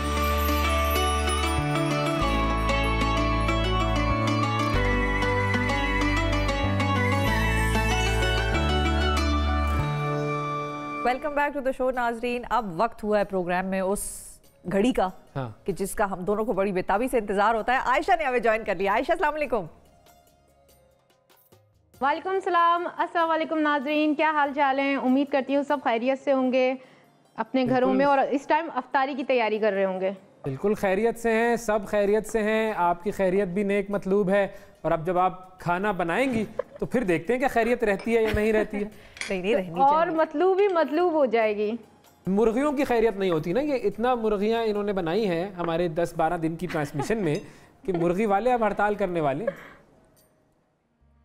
आज कहीं कोई चिकन की डिश तो नहीं है? आप मीट से स्पॉन्सर करवा देते, हम मीट से बना लेते रेसिपीज, तो मुर्गी वालों को ये नौबत ना आती। अच्छा, तो आज आपको कैसे पता कि आज मेरी फिर चिकन की रेसिपी है? बस ये देख लो, चिकन। ठीक है भाई, मुर्ग है आज दोबारा से। कैसे पता था आपको कि आज मैं चिकन की रेसिपी लाई हूँ? और बहुत ही ज़बरदस्त रेसिपी है, और ये है chicken broast orange with orange sauce. तो उसका सॉस बनाएंगे, वो सबसे ज़्यादा अहम है, क्योंकि हम ऑरेंज टैंग, क्योंकि ऑरेंज तो मिल नहीं रहा, आप सब ये कहेंगे कि कैसे बनाएगी ऑरेंज सॉस, तो हम टैंग का जो ऑरेंज फ्लेवर है उससे बनाएंगे ऑरेंज सॉस। लेकिन उससे पहले हम एक ब्रोस्ट तैयार करेंगे। हमने यहाँ पे जिंगर, जी ऑरेंज चिकन, यहाँ हमने जिंगर ले लिया क्योंकि टाइम बहुत कम होता है। ब्रोस्ट लेते तो क्या होता है कि वो गलने में टाइम लगाते हैं, लेकिन बिल्कुल सेम रेसिपी है। आप इसे भी इस तरह से बना सकते हैं, इसे जिंगर की तरह भी बना सकते हैं और सॉस के साथ सर्व कर सकते हैं। अच्छा, वो जो सॉस में बनाऊंगी ना, वो पकौड़े और रोल के साथ भी बहुत मजे का लगता है। ये जो जिंगर है, ये आप कह रही हैं, ये जो आपने स्लाइस्ड चिकन जो लिया हुआ है, इसको आप कह रही हैं जिंगर? जी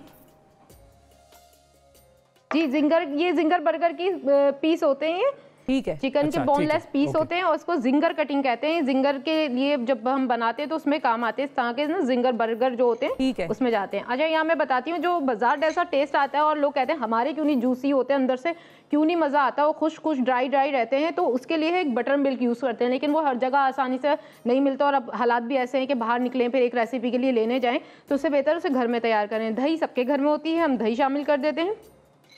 यहाँ 1 कप दही ली है मैंने और 1 कप ही दूध शामिल करूंगी इसमें। आपने मुर्गी की दही कर दी, अब उसमें दूध भी शामिल कर रही हैं? जी, मुर्गी की दही दूध कर दिया है मैंने ना। दही दूध करने के बाद मैंने बन गया क्या? सॉल्ट ऐड किया है, कर्ड मिल्क बन गया। जी बटर मिल्क बन गया है ये। और इसमें अभी सिरका ऐड करूंगी तब ये बटर मिल्क बन गया है, ये सिरका डालने के बाद। यानी कि बटर मिल्क बनाने के लिए आप दही ले लें, दूध ले लें और सिरका ले लें और नमक।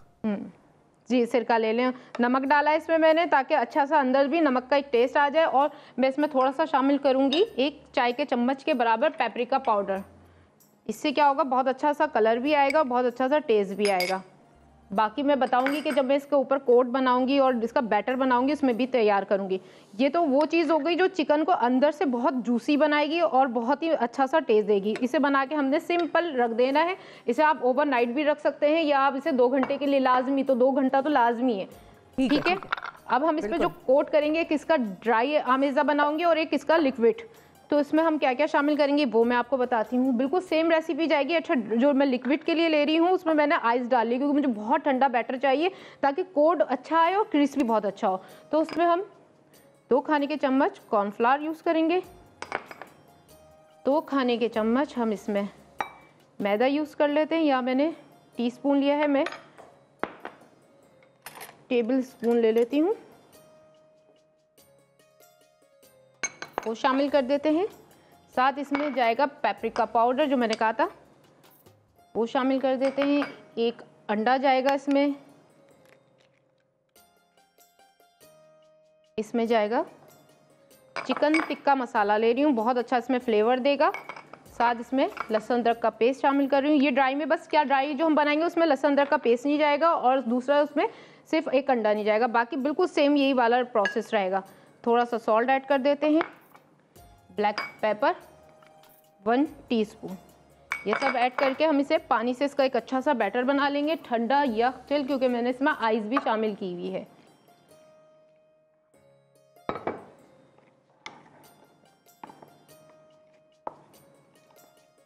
इसे मैं बाद में अच्छी तरह मिक्स करती हूँ। और मैं इसका ड्राई जो है वो बता दूंगी कि आपको ड्राई के लिए क्या क्या लेना है। सेम बिल्कुल यही चीज़ें लेनी है। यहाँ पे मैंने मैदा लिया था, प्लेट में बना रही हैं? 4 खाने के चम्मच मैदा ले लें, क्योंकि हमारे पास फ्लैट ड्राई है। ड्राई कोट करेंगे, एक हम लिक्विड में कोट करेंगे और फिर हम इसे ब्रेड क्रम्स में कोट करेंगे। साथ इसमें मैं कॉर्नफ्लावर ऐड करती हूँ बहुत अच्छा सा क्रिस्पी बनाने के लिए। साथ इसमें तिक्का मसाला जाएगा जो बहुत अच्छा सा टेस्ट भी देगा, कलर भी देगा। साथ इसमें सॉल्ट इसमें भी गया था, इसमें जा रहा है सॉल्ट, और ब्लैक पेपर उसमें भी गया था, इसमें भी जा रहा है।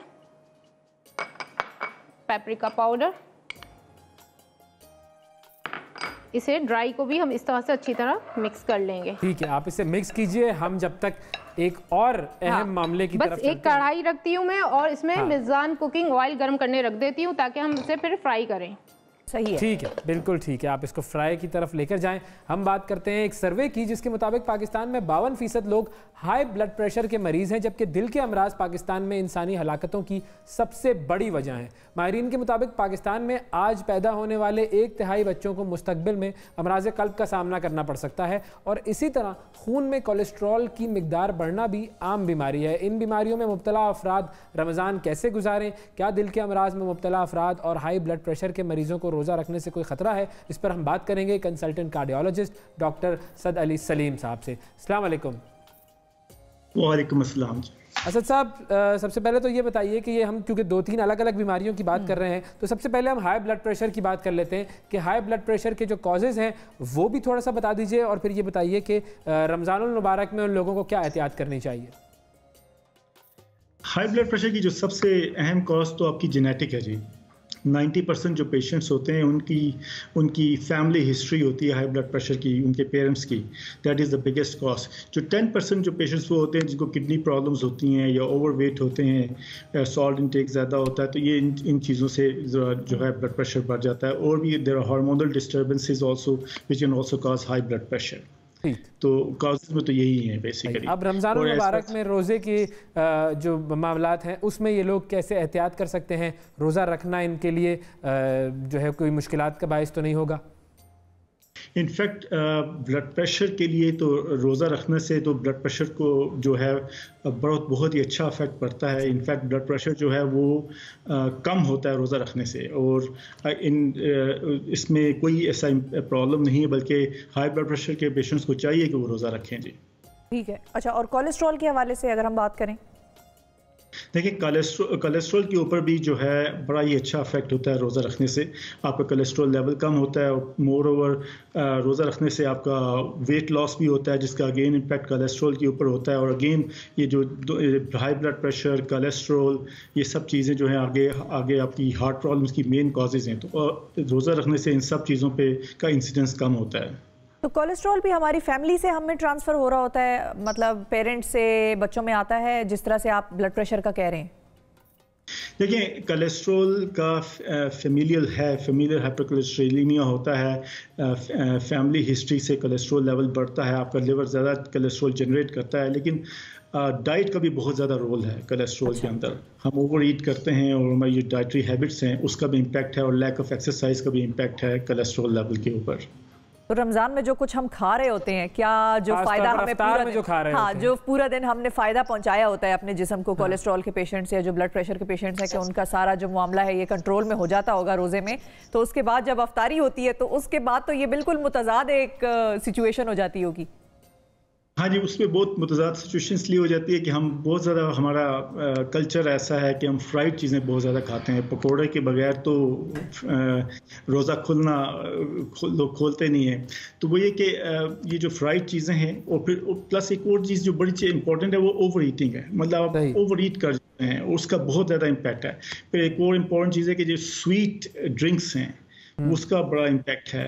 तो ऑल दोज थिंग्स, वो आपकी कैलोरिक इंटेक बहुत ज़्यादा हो जाता है, और उससे मतलब उसका बहुत नेगेटिव इम्पैक्ट पड़ता है। जो रोज़े का जो फ़ायदा होता है वो आप लूज कर जाते हैं जी। तो जो पकौड़ों की तरफ हमारी एक इंक्लिनेशन होती है रमज़ान में, फिर ये कोलेस्ट्रॉल के पेशेंट्स और ब्लड प्रेशर के पेशेंट्स को अवॉइड करने चाहिए पकौड़े, समोसे, इस किस्म की चीज़ें जिसमें तेल का इस्तेमाल ज़्यादा हो?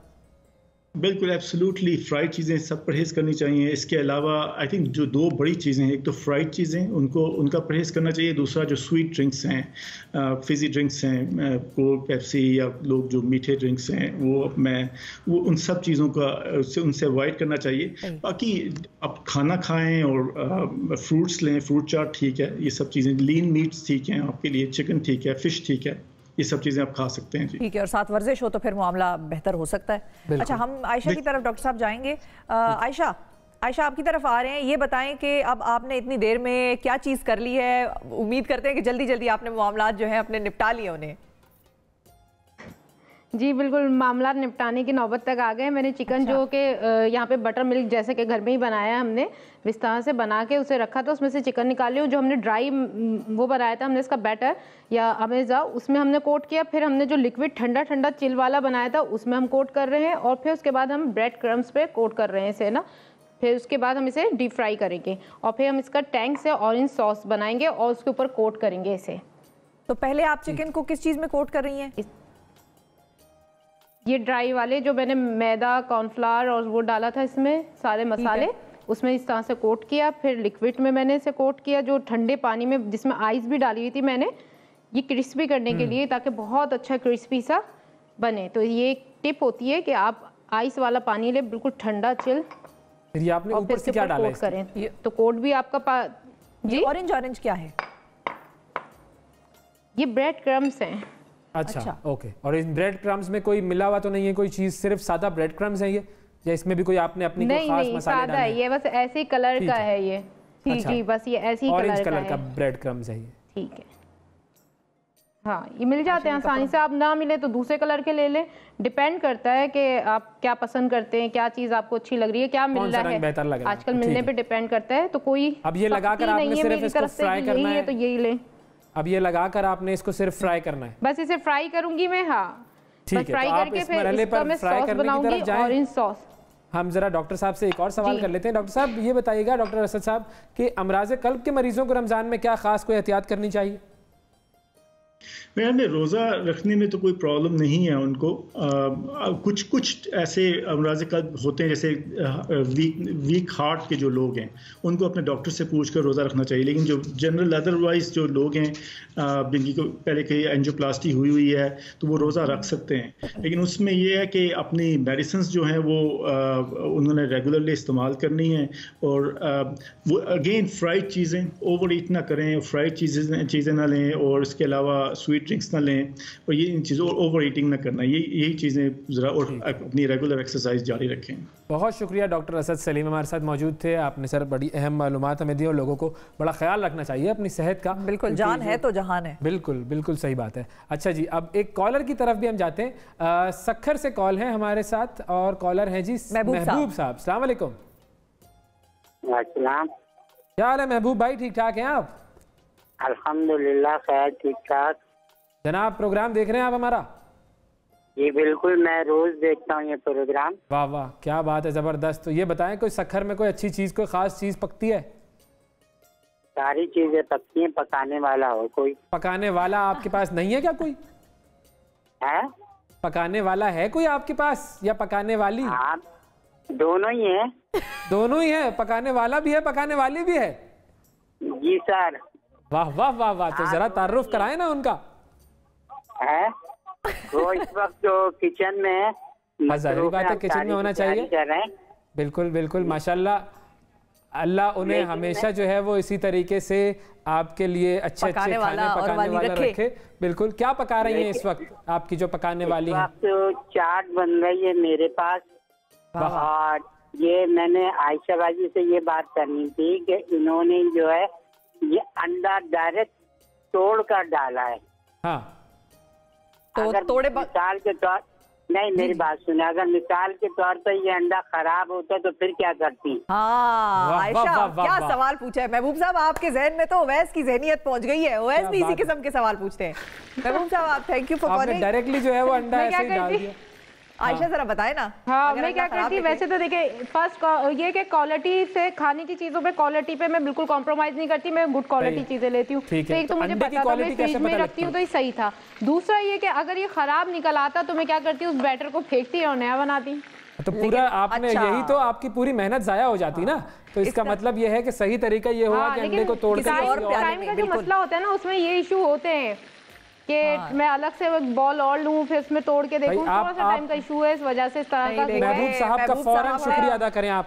उन्होंने बड़े अहम मसले की तरफ, कौमी अहम मसला था ये, जिसकी तरफ उन्होंने तवज्जो दिलाई। कौमी सलामती का मसला था ये। बिल्कुल, मुर्गी सलामती का भी मसला था। अच्छा, और ये एक चीज वाकई वैसे होती है, ध्यान देते हैं जब भी हम कोई कुकिंग शोज देख रहे हो, या किसी शेफ से हम सीख रहे हो, या कोई पका रहा हो ना, तो वो अंडे हमेशा डायरेक्टली बैटर में नहीं तोड़ के डालता। वो हमेशा ही अंडे जो है, उन कहा यह जाता है कि मतलब आपको नहीं पता दुकानों पे वो अंडे कब से आए हैं और कब कितने अरसे से वो पड़े हैं, हो सकता है खराब हो जाए। मुर्गी किस मूड में हो जब उसने अंडा दिया हो, चूजा ही ना निकल आए। लेकिन ये है कि आप हमेशा अंडा एक, अब अंडा मुर्गी होगा, ये टाइम के सॉस पे भी आते हैं हम ना। हाँ नहीं, लेकिन ये देखें अहम मसला था भाई। पे आते हैं जो बहुत अहम है, इसका बहुत ही मजेदार है। कॉल है हमारे साथ, दुबई से एक कॉल आ गई है, दुबई से। अस्सलाम वालेकुम। अस्सलाम वालेकुम सर। अदील भाई कैसे हैं? जी शुक्र अल्लाह का। भाई आप कैसे हैं? ठीक ठाक? मैं बिल्कुल, आपको कैसा लग रहा हूँ? ठीक लग रहा हूँ आज? जी अल्हम्दुलिल्लाह जी, आप भी बहुत अच्छी लग रही हैं और आप भी बहुत अच्छी लग रहे हैं। और सुनाए ठीक है? बिल्कुल ठीक, जबरदस्त। आप बताइए क्या मसरूफियत चल रही है, क्या पक रहा है?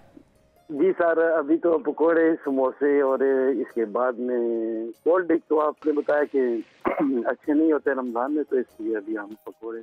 ठीक है तो आप खुद पकाते हैं या कोई पकाने वाला पकाने वाली, कोई पकाने वाली जो है वो आपकी मदद के लिए अल्लाह ने फराहम कर दी? तो हम अब परदेसी, आपको तो पता होना चाहिए। आप परदेसी वाला तो बिल्कुल मुझे अंदाजा है, परदेसियों का तो कोई नहीं पूछता, कोई नहीं ख्याल रखता परदेसियों का, तो इकट्ठे मिलके करते हैं। और सर कैसे हैं आप कब से परदेसी हैं दुबई में? सर मुझे 14 साल हो चुके हैं। अल्लाह अकबर, 14 साल हो चुके हैं। वापसी का कोई इरादा? जी अभी तो कोरोना की वजह से ये तो लॉकडाउन हो गया था, तो मेरा इंशाल्लाह 6वें महीने में प्रोग्राम था पाकिस्तान में आने के लिए, लेकिन मजबूरी होगी नहीं यहाँ से। तो वैसे आपका ताल्लुक कहाँ से है पाकिस्तान में? सर मैं डिस्ट्रिक्ट जेलम से हूँ। अरे फवाद चौधरी साहब के हल्के से हैं आप तो? हाँ जी बिल्कुल, फवाद चौधरी के हल्के से, बिल्कुल नजदीक है दीना सिटी से आप। अच्छा बिल्कुल चले। तो ये बताएं जेलम, अच्छा ठीक है, बहुत शुक्रिया कॉल करने का आदिल साहब, और अल्लाह ताला आपकी जो ये परदेसी वाली ज़िंदगी है ये अच्छे तरीके से जल्द ख़त्म करे, आप पाकिस्तान आए, अपनी फैमिली से मिले। हमारे साथ कौन है जी अगले कॉलर? इमरान साहब है लाहौर से। अस्सलाम वालेकुम। जी वालेकुम सलाम। इमरान साहब क्या हाल है आपके? रमज़ान मुबारक हो आपको। जी खैर मुबारक, आपको बहुत मुबारक हो रमज़ान। क्या हो रहा है इस वक्त? घर में तैयारी मुकम्मल हो गई है या चल रही है तैयारियाँ किचन में? जी तैयारी बस हो गई है हमारी, बस टाइम 20 मिनट रह गए हैं बस। तो क्या बना लिया आपने? ये चाट वगैरह बनाई है और पकौड़े शोरे और बलियां वगैरह। अच्छा मेरा सवाल था क्या बना लिया आपने, तो आपने इनमें से क्या बनाया है? नहीं मेरी वालदा साहब ने बनाया, मैंने तो कुछ नहीं बनाया। किसने बनाया है? वालदा साहब ने। वालदा साहिबा ने। अब जब वालदा साहिबा ने बनाया तो फिर यकीनन वो लजीज होगा, बेहतरीन होगा भाई। ये बताएं इमरान साहब, कभी पकौड़ों के बगैर अफ्तारी की है आपने? जी कई मरतबा की है। कर लेते हैं आराम से? जी ठीक है, तो कोई सवाल करना चाहेंगे प्रोग्राम के हवाले से, प्रोग्राम में आयशा से, या कोई सवाल कोई? जी मैं कहा आपका प्रोग्राम बहुत अच्छा, हम बहुत शौक से देखते हैं। अरे थैंक यू जी, बिल्कुल हम भी अपना प्रोग्राम बड़े शौक से देखते हैं। गैस खत्म हो गई। थैंक यू, बहुत शुक्रिया इमरान साहब। अच्छा आयशा आपकी तरफ आ रहे हैं, ये बताएं कि अब जो पैन में आपने सॉस तैयार की है, सॉस पैन में जो सॉस तैयार की है वो क्या क्या उसमें डाला है आपने?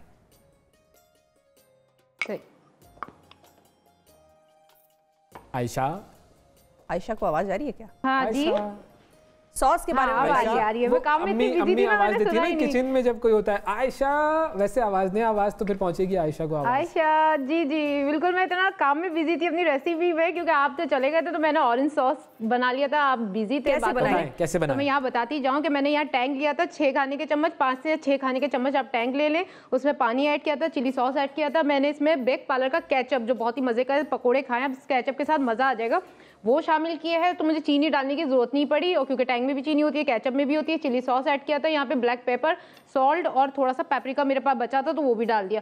अब मैं इसे अच्छा गाढ़ा करने के लिए पकने रख रही हूँ, इसमें थोड़ा सा गाढ़ा करने के लिए कॉर्नफ्लावर ऐड करूंगी। ठीक है, फिर आप ठीक है जी। ये अच्छा था, थोड़ा सा पेपरिका बचा था तो मैंने डाल दिया इसमें। ये अम्मियां बड़ा करती हैं अक्सर, ये बचा था तो मैंने डाल दिया। ये क्यों होता है भाई? बिल्कुल ऐसे ही तजर्बे करती हूँ, और खड़े खड़े मैं तजर्बे कर करके बता देती हूँ। कल जैसे मैंने पुलाव में किया था कि मैंने चिकन पाउडर ऐड किया था, जो मैं बताना भूल गई थी रिकैप में ना, तो उससे बहुत अच्छा टेस्ट आया था पुलाव में। अच्छा। तो सब जो है वो भी मैंने खुद इजाद किया है, बहुत मजे का टेस्ट देगा वो। अच्छा, ना चना पुलाव में, हम जरा रोकेंगे क्योंकि हम चिकन यूज नहीं कर रहे होते ना चिकन स्टॉक। ठीक है आयशा, जरा रोकेंगे। हमारे साथ कराची से कॉलर हैं मिर्जा इकबाल बेग साहब हैं। बड़े खास कॉलर हैं मिर्जा इकबाल बेग साहब, क्रिकेट इंसाइक्लोपीडिया। अस्सलाम वालेकुम इकबाल साहब। वालेकुम अस्सलाम उवैस और शिफा, कैसे हैं आप लोग? अल्हम्दुलिल्लाह सर, रमजान मुबारक। आप लोग, आपको भी रमजान मुबारक। मैं अभी प्रोग्राम देख रहा था, महबूब साहब जो सक्खर से आए थे, आपने उनसे कहा पकाने वाली और पकाने वाली शिफा हंस रही थी, और उवैस उनसे जो है ना वो क्रॉस क्वेश्चनिंग कर रहे थे। लेकिन आप दोनों बहुत जबरदस्त प्रोग्राम कर रहे हैं, और मैं भी देख रहा था, हालांकि डिफरेंट चैनल्स पर आते हैं, लेकिन माशाल्लाह से सुबह तो आप लोग करते ही थे, लेकिन अब आपने शाम को भी लोगों को जो है टीवी के आगे बिठाना शुरू कर दिया है। देखिए, हमने सोचा कोरोना है, लॉकडाउन है, लोगों को अब मतलब काम नहीं मिल रहे, वो क्या करें, एक्टिविटीज नहीं मिल रही, तो हमने कहा हर वक्त हम ही आ जाते हैं और हम ही स्क्रीन ऑक्यूपाई कर लेंगे कि भाई कुछ ना हो तो हमें देख लो। बिल्कुल, लेकिन आयशा कराची में पका रही ना, इसलिए जब वो हर चीज बना लेंगी तो आप तक नहीं पहुंचा सकती खाने यही के, है। तो आप अपने आप ही कोई एहतमाम करें। ओवैस को कुकिंग अच्छी आती है, ओवैस से भी पकवाएं, एक नया शेफ मिल जाएगा आपको। तकरीबन कुछ ना कुछ अब मैं बना ही लेता हूँ। ये तो इंकिशाफ हुआ है हमारे प्रोग्राम में, हमें तो हमेशा ये सुनने को मिलता था मुझे कुछ नहीं आता, मैं पानी भी जला देता हूँ। लेकिन वैसे आज नहीं कहते हैं हमेशा कुछ ना कुछ बना लेता हूँ, कुछ ना कुछ बन जाता है, खाना भी बना लेते हैं। बिल्कुल बिल्कुल। वैसे इकबाल साहब, आपने एक तो ये कि बहुत शुक्रिया, बड़ा अच्छा लगा कि आपने कॉल की, और आप जब तारीफ करते हैं तो वाकई हमें लगता है कि क्योंकि आपकी तरफ से तारीफ आ रही होती तो वाकई हम फिर उसको सीरियसली लेते हैं और बड़ा ऑनर की बात होती है हमारे लिए। वैसे आजकल क्रिकेट में भी बड़ा कुछ पक रहा है, क्रिकेट नहीं हो रही लेकिन क्रिकेट में बहुत कुछ पक रहा है आजकल मैच फिक्सिंग के हवाले से। ये क्या अचानक सबको ख्यालात आ रहे हैं? आपने बिल्कुल सही कहा। वैसे अब लॉकडाउन में लोगों के पास काम तो है नहीं, अब गड़े मुर्दे उखड़ रहे हैं। मई 2000 में स्पॉट फिक्सिंग, मैच फिक्सिंग की रिपोर्ट जस्टिस कय्यूम के सामने आई थी, और उसके बाद अब हर आदमी मैदान में आ गया है। कभी कोई बयान देता है, खालिद महमूद साहब बयान देकर अगले दिन बदल जाते हैं। फिर आकिब जावेद ने कल कह दिया कि उन्हें धमकियां मिली, मार बोटी बोटी कर देंगे। बहुत सारे, आज अताउर रहमान का मैंने इंटरव्यू किया, वो बड़े सनसनीखेज इंकशाफात कर रहे थे कि मैं आमिर सुहेल साहब के भी बड़े बयान आए ना जी, आमिर सुहेल साहब के भी तो बयान आए थे बड़े खतरनाक, 92 के वर्ल्ड कप के हवाले से थे वो तो। हाँ, वो बड़े सनसनीखेज है। मतलब ये कि ये हमारे ही मुल्क में होता है कि हम लोग एक दूसरे पर दबा के कीचड़ में पत्थर फेंकना शुरू कर देते हैं। आप देखें बाहर के ममालिक में, हालांकि भारत सट्टेबाजी का गढ़ है शिफा, लेकिन वहाँ के अगर पकड़े भी जाते हैं तो एक दूसरे पे इल्जाम तराशी नहीं करते। मेरे ख्याल में हमारे डाल लेते हैं वो। कल्चर डिफरेंट है। हाँ, लेकिन आप देखें कि वो अताउर रहमान ये कह रहा है कि मुझे बेवकूफ बनाया दोनों पार्टियों ने। वो कहता है मुझे वसीम अकरम ने भी बनाया, और दूसरी पार्टी जिसने एफिडेविट लिखवाया था आमिर सुहेल और राशिद लतीफ, उन्होंने भी बनाया। तो बड़ी अच्छा, वसीम अकरम बड़े खामोश हैं इस पूरे मामले में, उन्होंने कोई जवाब नहीं दिया किसी को भी। वो बहुत समझदार है माशाल्लाह से वसीम अकरम, और वो खुद इस गन में पड़ना नहीं चाह रहे क्योंकि तमाम तर तोपों का रुख वसीम अकरम की तरफ ही जाता है। लेकिन वो ये कहते हैं कि जस्टिस कय्यूम कमीशन ने उन्हें बरी कर दिया था, इसलिए अब वो नहीं कुछ बोल रहे। लेकिन जुर्माना वगैरह तो किया था ना उन पर? जी हाँ, जुर्माना तो उन पे भी हुआ था, सलीम मलिक पे भी। अब सलीम मलिक ओवैस 2008 में उनको एक जज से सिविल जज लाहौर के मलिक अल्ताफ, उन्होंने क्लियर किया था। 12 साल तक वो खामोश है, और 12 साल के बाद सलीम मलिक अचानक बोल उठे तो लोग समझते हैं कि पसे पर्दा कोई ना कोई हाथ है जो उनको बोलने पर मजबूर कर रहा है। हाँ, हम तो बस यही दुआ करते हैं कि अल्लाह ताला ये जो हमारे मुल्क की क्रिकेट को फिक्सिंग की वबा से दूर रखे, कोरोना की वबा से भी बचाए और फिक्सिंग की वबा से भी बचाए। बिल्कुल बिल्कुल। चले, आप लोग बहुत अच्छा प्रोग्राम कर रहे हैं। I really appreciate your hard work. बहुत शुक्रिया है ना, मतलब विटी बातें आपकी जो मजेदार अट्रैक्ट करती हैं, मस्तूरी नहीं है, इसलिए हैट्स ऑफ टू यू। इसी तरह से करते रहे। आपका बहुत शुक्रिया। बहुत शुक्रिया मिर्जा इकबाल बेग साहब, आपने टाइम निकाला, फोन किया। ये वो टाइम है कि इस वक्त लोग बड़े मसरूफ हैं, घरों में किचन में काम चल रहा है, सारी तैयारियां हो रही हैं इफ्तारी की।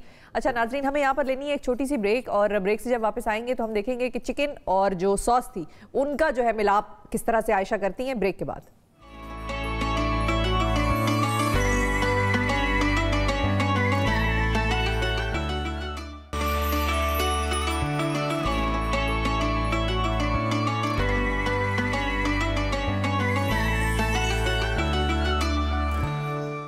Welcome back to the show नाजरीन। आयशा है हमारे साथ और बना रही हैं बड़ी इंटरेस्टिंग सी रेसिपी। जी आयशा, बताइए अब कहाँ तक हम पहुँच गए? जी, यहाँ पे मैंने जो सॉस बनाया था उसे कोट कर लिया है, और ऊपर से मैं इसमें डालूंगी ग्रीन अनियंस का ग्रीन पार्ट। बहुत अच्छा सा कलर देगा, बहुत अच्छा सा टेस्ट देगा, और ये वाली रेसिपी हमारी हो गई है पूरी कंप्लीट। इसमें टैंग का टेस्ट आएगा। जी, सॉस ये ऊपर से कोट किया हुआ है, मैंने आपको देख रहे होंगे कि बहुत ही जूसी सा लग रहा है चिकन पे आपने डाला हुआ है यानी कि सॉस, तो वो मैंने कोट किया ऊपर से। जी हाँ, ऊपर से कोट किया था, बिल्कुल ऐसे किया था मैंने, सिर्फ डाला और पलटा और निकाला, बोथ साइड कोट किया है मैंने, ताकि क्या होगा कि दोनों साइड से ही टेस्ट अच्छा आएगा। फिर उसके साथ मैंने सॉस भी सर्व किया है। क्या बात है, ठीक है। अच्छा, अब आप जरा इसमें टैंग का टेस्ट आएगा। जी जाहिर सी बात है, टैंग के 6 चम्मच भर भर के डाले मैंने, क्यों नहीं आएगा? जरा रिकैप भी कर दें। ऑरेंज टेस्ट आएगा। मैंने ऑरेंज टैंग यूज़ किया है क्योंकि ऑरेंज नहीं मिल रहा, तो इसलिए मैंने किया है। अब मैं दूसरी रेसिपी पे आ रही हूँ। वो मैं ले रही हूँ बेक पार्लर का पास्ता, जो कि शेल है, यानी कि सीपी की तरह का है। उसे बॉईल करूँगी। इसके आज मैं बनाऊँगी रोल, चीज़ी रोल बना रही हूँ। इसमें बहुत मज़े का टेस्ट होता है जी। रोल बनाऊँगी इसके, पास्ता रोल। ठीक है, अब इसमें क्या क्या जाएगा बताइए। वही 10 मिनट्स जी। सॉस बनाने के लिए मैं बताती हूँ कि वाइट सॉस बनाऊंगी मैं। किस तरह से बनेगा, वो बॉईल होता रहेगा।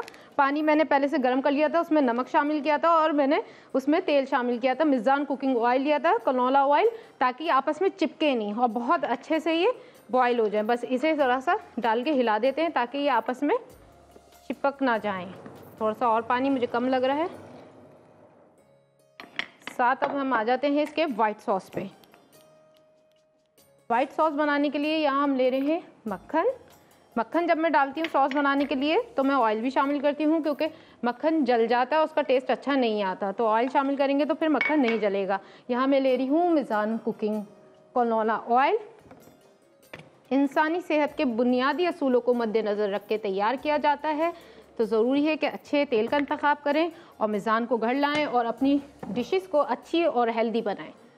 वाह वाह, चलें हम आप जब तक इसे फ्राई करें, हम जरा एक कॉलर की तरफ जाते हैं। इस्लामाबाद से हमारे साथ कॉलर हैं। अस्सलाम वालेकुम अजहर साहब। सर, मैं अजहर बोल रहा हूँ ये इस्लामाबाद से। कैसे अजहर साहब, ठीक ठाक हैं?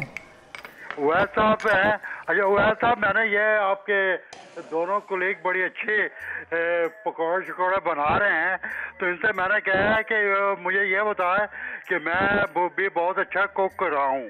अच्छा, तो मैं चाहता हूँ ये बाज़ औक़ात जो बिरयानी वगैरह होती है तो इसमें पानी कभी ज़्यादा हो जाता है कभी कम, तो उसका क्या तरीका किया जा सकता है? बिल्कुल, अभी पूछते हैं। आयशा से पूछते हैं अजहर साहब जी। बिरयानी की बात कर रहे हैं। बिरयानी में जब हम कि बिरयानी में किस हिसाब से, बिरयानी में जब आप चावल बॉईल करते हैं, जी जी बताएं क्या कह रही हैं आप? वो ये पूछ रहे हैं कि बिरयानी चावल बॉईल करते हैं तो एक तो हमें बिरयानी बनाने के लिए ना सेला चावल यूज़ करने चाहिए, अगर हम अच्छी प्रोफेशनल बिरयानी बना रहे हैं। वरना तो बनास्पति से भी घर में जो हम बनाते हैं आम, वो भी बहुत अच्छी बिरयानी बन जाती है। दूसरा ये कि हमें ना कहते हैं पानी, जैसे कि अगर हम 1 किलो चावल ले रहे हैं तो 2 किलो पानी लेंगे। अब वो कहेंगे कि पानी किस तरह से नापा जाए, तो आप पानी को हिसाब से बता देना। मैं कह रही हूँ कनी देखनी पड़ती, मेन होती है चावल की कनी। पानी तो आप ज्यादा भी ले लें कम भी ले लें, कोई फर्क नहीं पड़ता। अच्छा, नहीं तो वो ये पूछ रहे हैं कि पानी जब हम दम देते हैं तो मसाले में पानी डालते हैं, फिर उसमें चावल डालते हैं ना, तो वो कितने कप चावलों के साथ कितना कप पानी जाएगा? बिरयानी की बात कर रहे हैं ना ये? जी जी, बिरयानी की बात कर रहे हैं। ये बिरयानी जो होती है वो तह लग के बनती है या कच्चे गोश्त की बनती है, जिसमें नीचे गोश्त जाता है ऊपर चावल जाते हैं। अगर ये पुलाव की बात कर रहे हैं तो उसमें पानी जाता है, जो कि मैंने कल बनाई थी। अच्छा, बिरयानी में पानी नहीं डाला जाता? उसमें पानी जाता है। उसका हिसाब किताब होता है। उसका हिसाब किताब ये होता है कि अगर आपने आधा किलो चावल लिए हैं पुलाव के लिए तो आधा किलो ही पानी शामिल करें। अगर ज़्यादा कर देंगे तो गुठली नरम हो जाएंगे, अगर वो ये पुलाव का पूछ रहे हैं। ठीक है। और अगर बिरयानी कह रहे हैं उसकी तह लगती है, उसके चावल बॉयल होते हैं। ठीक है, सही है, चलें ठीक है। अब ये बिरयानी बनाने वाले और पुलाव बनाने वाले खुद आपस में तय कर लें कि उन्होंने क्या करना है और क्या नहीं करना है। अगले कॉलर है हमारे साथ। अस्सलाम वालेकुम शेख जाहिद साहब, खुशाब से। जी वालेकुम सलाम। कैसे हैं जाहिद साहब? जी अल्हम्दुलिल्लाह, आप कैसे हैं सर? बिल्कुल ठीक, ज़बरदस्त। फरमाइए जी, क्या कहेंगे? पहले तो आपका प्रोग्राम बहुत अच्छा है, बहुत ज़बरदस्त, माशाल्लाह। आप दोनों के बहुत ही ज़बरदस्त प्रोग्राम है। बहुत शुक्रिया। थैंक यू जी, बहुत शुक्रिया, बहुत शुक्रिया। कुछ पूछना चाहिए? नाम आपने वैसे गलत लिखवा दिया, शेख जाहिद। मेरा नाम शेर दराज है। शेर दराज, शेर दराज है, उनको शेख जाहिद समझ में आया होगा। ये शेर दराज साहब हैं जी, शेर दराज नाम आपका वैसे बड़ा अच्छा नाम है जी। और आयशा से ये पूछना था कि ये जो अभी उन्होंने सॉस बनाया है, ये सिर्फ पकौड़ों के साथ खा सकते हैं या बाकियों के साथ भी? और नहीं, आपकी मर्जी है, कोई आपको मना थोड़ी करेगा कि आपने ये सॉस इस तरह उस तरह क्यों खा लिया किसी और चीज़ के साथ। और टैंग वाले भी मना नहीं करते, वो तो कहेंगे आप हमारा सॉस बनाएं और जिस तरह चाहें खाएं। आयशा, कोई ऐसा मसला तो नहीं है? खाएं या पिएं? नहीं नहीं, कोई मसला नहीं है। पकोड़ों के साथ भी खाएं, रोल के साथ भी खाएं, हर चीज़ के साथ खाएं, पराठे के साथ भी खाएं, कबाब पराठा खाएं, उसमें लगाएं। या आप चाहें तो पिज़्ज़ा जब बनाएं तो पिज़्ज़ा के जो बेस होता है उसमें भी लगा लें ये सॉस ना, ऑरेंज पिज़्ज़ा बन जाएगा आपका। बिल्कुल, जब चाहें, जैसे चाहें, जिस तरह चाहें खाएं, बस कोई मना नहीं है। अब आयशा ये बताएं कि जो बना रही हैं उसका जरा बता दें, ये आपने क्या क्या डाला है? बना दें 1 मिनट में इसको। जी, ये मैंने व्हाइट सॉस बनाया था। सबसे पहले मैंने मक्खन लिया था, मक्खन ना जल जाए तो उसके लिए मैंने मिज़ान कनोला ऑयल शामिल किया था। फिर उसमें मैंने मैदा डाला था 1 चाय का चम्मच भर के। फिर उसे मैंने भूना, जब वो भुन गया उसमें नमक डाला, मिर्चें डाली, काली कुटी मिर्चें ली थी मैंने, साथ इसमें मैंने मस्टर्ड पेस्ट शामिल किया एक अच्छा सा अलग सा टेस्ट देने के लिए। आप इसका बिल्कुल पास्ता जैसे ही मैं बना रही हूँ, सिर्फ पास्ता भी आप बना के बस ये खा सकते हैं सिंपली। मैं तो सिर्फ रोल में डाल रही हूँ, लेकिन आप करें। फिर मैंने इसमें थोड़ा थोड़ा करके दूध शामिल कर रही हूँ ताकि एक अच्छा सा हमारा सॉस बन जाए, क्योंकि अगर हम एकदम से दूध डाल देंगे तो क्या होगा, इसमें लम्स पड़ जाएंगे और फिर वो अच्छा सा टेस्ट नहीं देंगे। तो थोड़ा थोड़ा करके हम दूध शामिल कर रहे हैं और इस तरह से गाढ़ा होता जा रहा है। फिर इसमें मैं बाकी की चीज़ें शामिल करूँगी, साथ पास्ता शामिल करूँगी और फिर इसे ठंडा करके इसके रोल बनाऊँगी।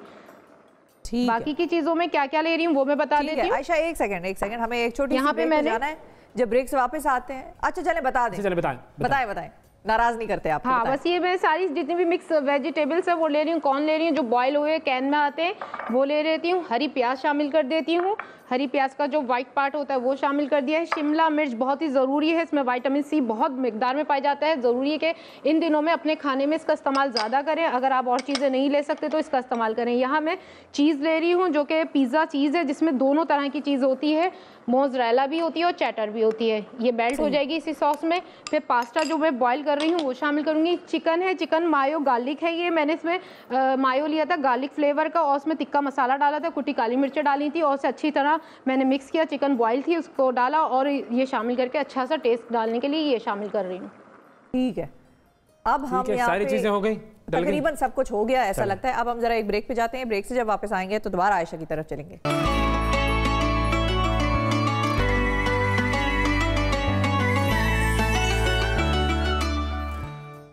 वेलकम बैक जी। ये जब हम ब्रेक पर गए थे तो मैं एक बहुत अहम चीज सोच रहा था, वो ये कि ये विटामिन सी के लिए डालती हैं आयशा टैंग। नहीं, जो ये शिमला मिर्च। जी। तो आयशा, अगर ये शिमला मिर्च ना मिले तो विटामिन सी की गोलियां डाल सकते हैं? वो आप अपने रोल में डाल सकते हैं, आप सब कुछ कर सकते हैं जितना अंदाजा हो गया ना। आप शेफ हैं, आप सवाल का जवाब दीजिए। भाई आपने विटामिन सी के लिए एक चीज डाली थी, वो नहीं मिली, तो रिप्लेस कर सकते हैं या नहीं? नहीं, बिल्कुल भी ऐसा नहीं कर सकते। लेकिन आप बता दें, नहीं स्किल मैंने देखे हैं ना, आप सब कर सकते हैं, नहीं कर सकते। मुझे लगता है कि आप कुछ भी कर सकते हैं। जो हमारे कॉलर थे ना महबूब साहब, नहीं मुझे वो याद आ गए फौरन उवैस का ये अजीब सा सवाल सुन के। उन्होंने तो बड़ी लॉजिकल बात की थी। तो क्या मैंने लॉजिकल से हट के बात की है? विटामिन सी को ही मैंने रिलेट किया है। आयशा, आप ध्यान में आप जो काम कर रही हैं उसमें ध्यान दें, वो डिश का ठीक तरीके से तैयार होना। फार्मूला बताएं, चलें फार्मूला बताएं। ये जो आपने सेकंड चीज बनाई है जबरदस्त किस्म की, इसकी पूरी रेसिपी शेयर करें। ये मैंने बनाए थे जी, पास्ता बनाया था। इसका मैंने व्हाइट सॉस किया था। पहले तो मैंने बेक पार्लर का पास्ता लिया था, उसे बॉईल करने रख दिया था, उसमें नमक और तेल शामिल किया था ताकि वो आपस में चिपके नहीं।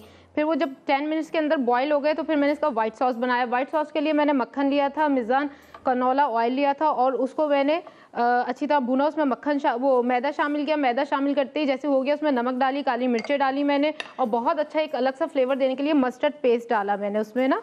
तो ये एक अलग है। ये मैंने खास पास्ता भी बनाया इसका ना, आप इसे पास्ता के तौर पे भी यूज़ कर सकते हैं, ज़रूरी नहीं कि इसके रोल ही बने के। साथ मैंने इसमें हरी प्याज, शिमला मिर्च और ये सब शामिल कर दिया, कॉर्न शामिल कर दिए मैंने, जो बॉयल्स केन में आते हैं वो शामिल कर दिए। और चिकन जो कि मैंने मायो गार्लिक चिकन बनाई थी, मैंने मायो लिया था जो गार्लिक फ्लेवर का आता है वो लिया था मैंने। उसमें मैंने चिकन टिक्का मसाला डाला था और बॉयल की हुई चिकन शामिल की थी, उसे अच्छी तरह मिक्स किया था और फिर वो भी मैंने इसमें शामिल कर दिया। ये आप देख रहे होंगे ये तैयार हो गया। मैं इसे यहाँ पे गरम गरम तेल में शामिल करती हूँ फ्राई करने के लिए। गरम गरम इसे जब भी आप भरें किसी रोल पट्टी में तो ठंडा करके भरें, अभी गर्म हो रहे हैं, अंदर से हो सकता है कि बैटर इसका खुल के बाहर आ जाए। ठीक है, लेकिन अल्लाह मालिक है, बिस्मिल्लाह करके मैंने डाल दिए इसमें, इंशाल्लाह अच्छे फ्राई होके निकल जाएंगे। वाह वाह वाह, बिस्मिल्लाह करके डाला है और इंशाल्लाह ये अच्छे निकल आएंगे। वाह क्या बात है, ये आपने अच्छी बात की जी। और बस ये बस आसान सी रेसिपी थी, वैसे ये भी कोई ख़ास मुश्किल नहीं थी, वैसे ट्राई की जा सकती है। ठीक है, अच्छा, तो अब हमें जाना है ब्रेक पर। बिल्कुल, और चीजें तो बन चुकी हैं, चीजें बन चुकी हैं, अफ्तार का वक्त भी हो चुका है और हमें जाना है ब्रेक पर। नाजरीन, इस्लामाबाद में अफ्तार का वक्त हो जाता है।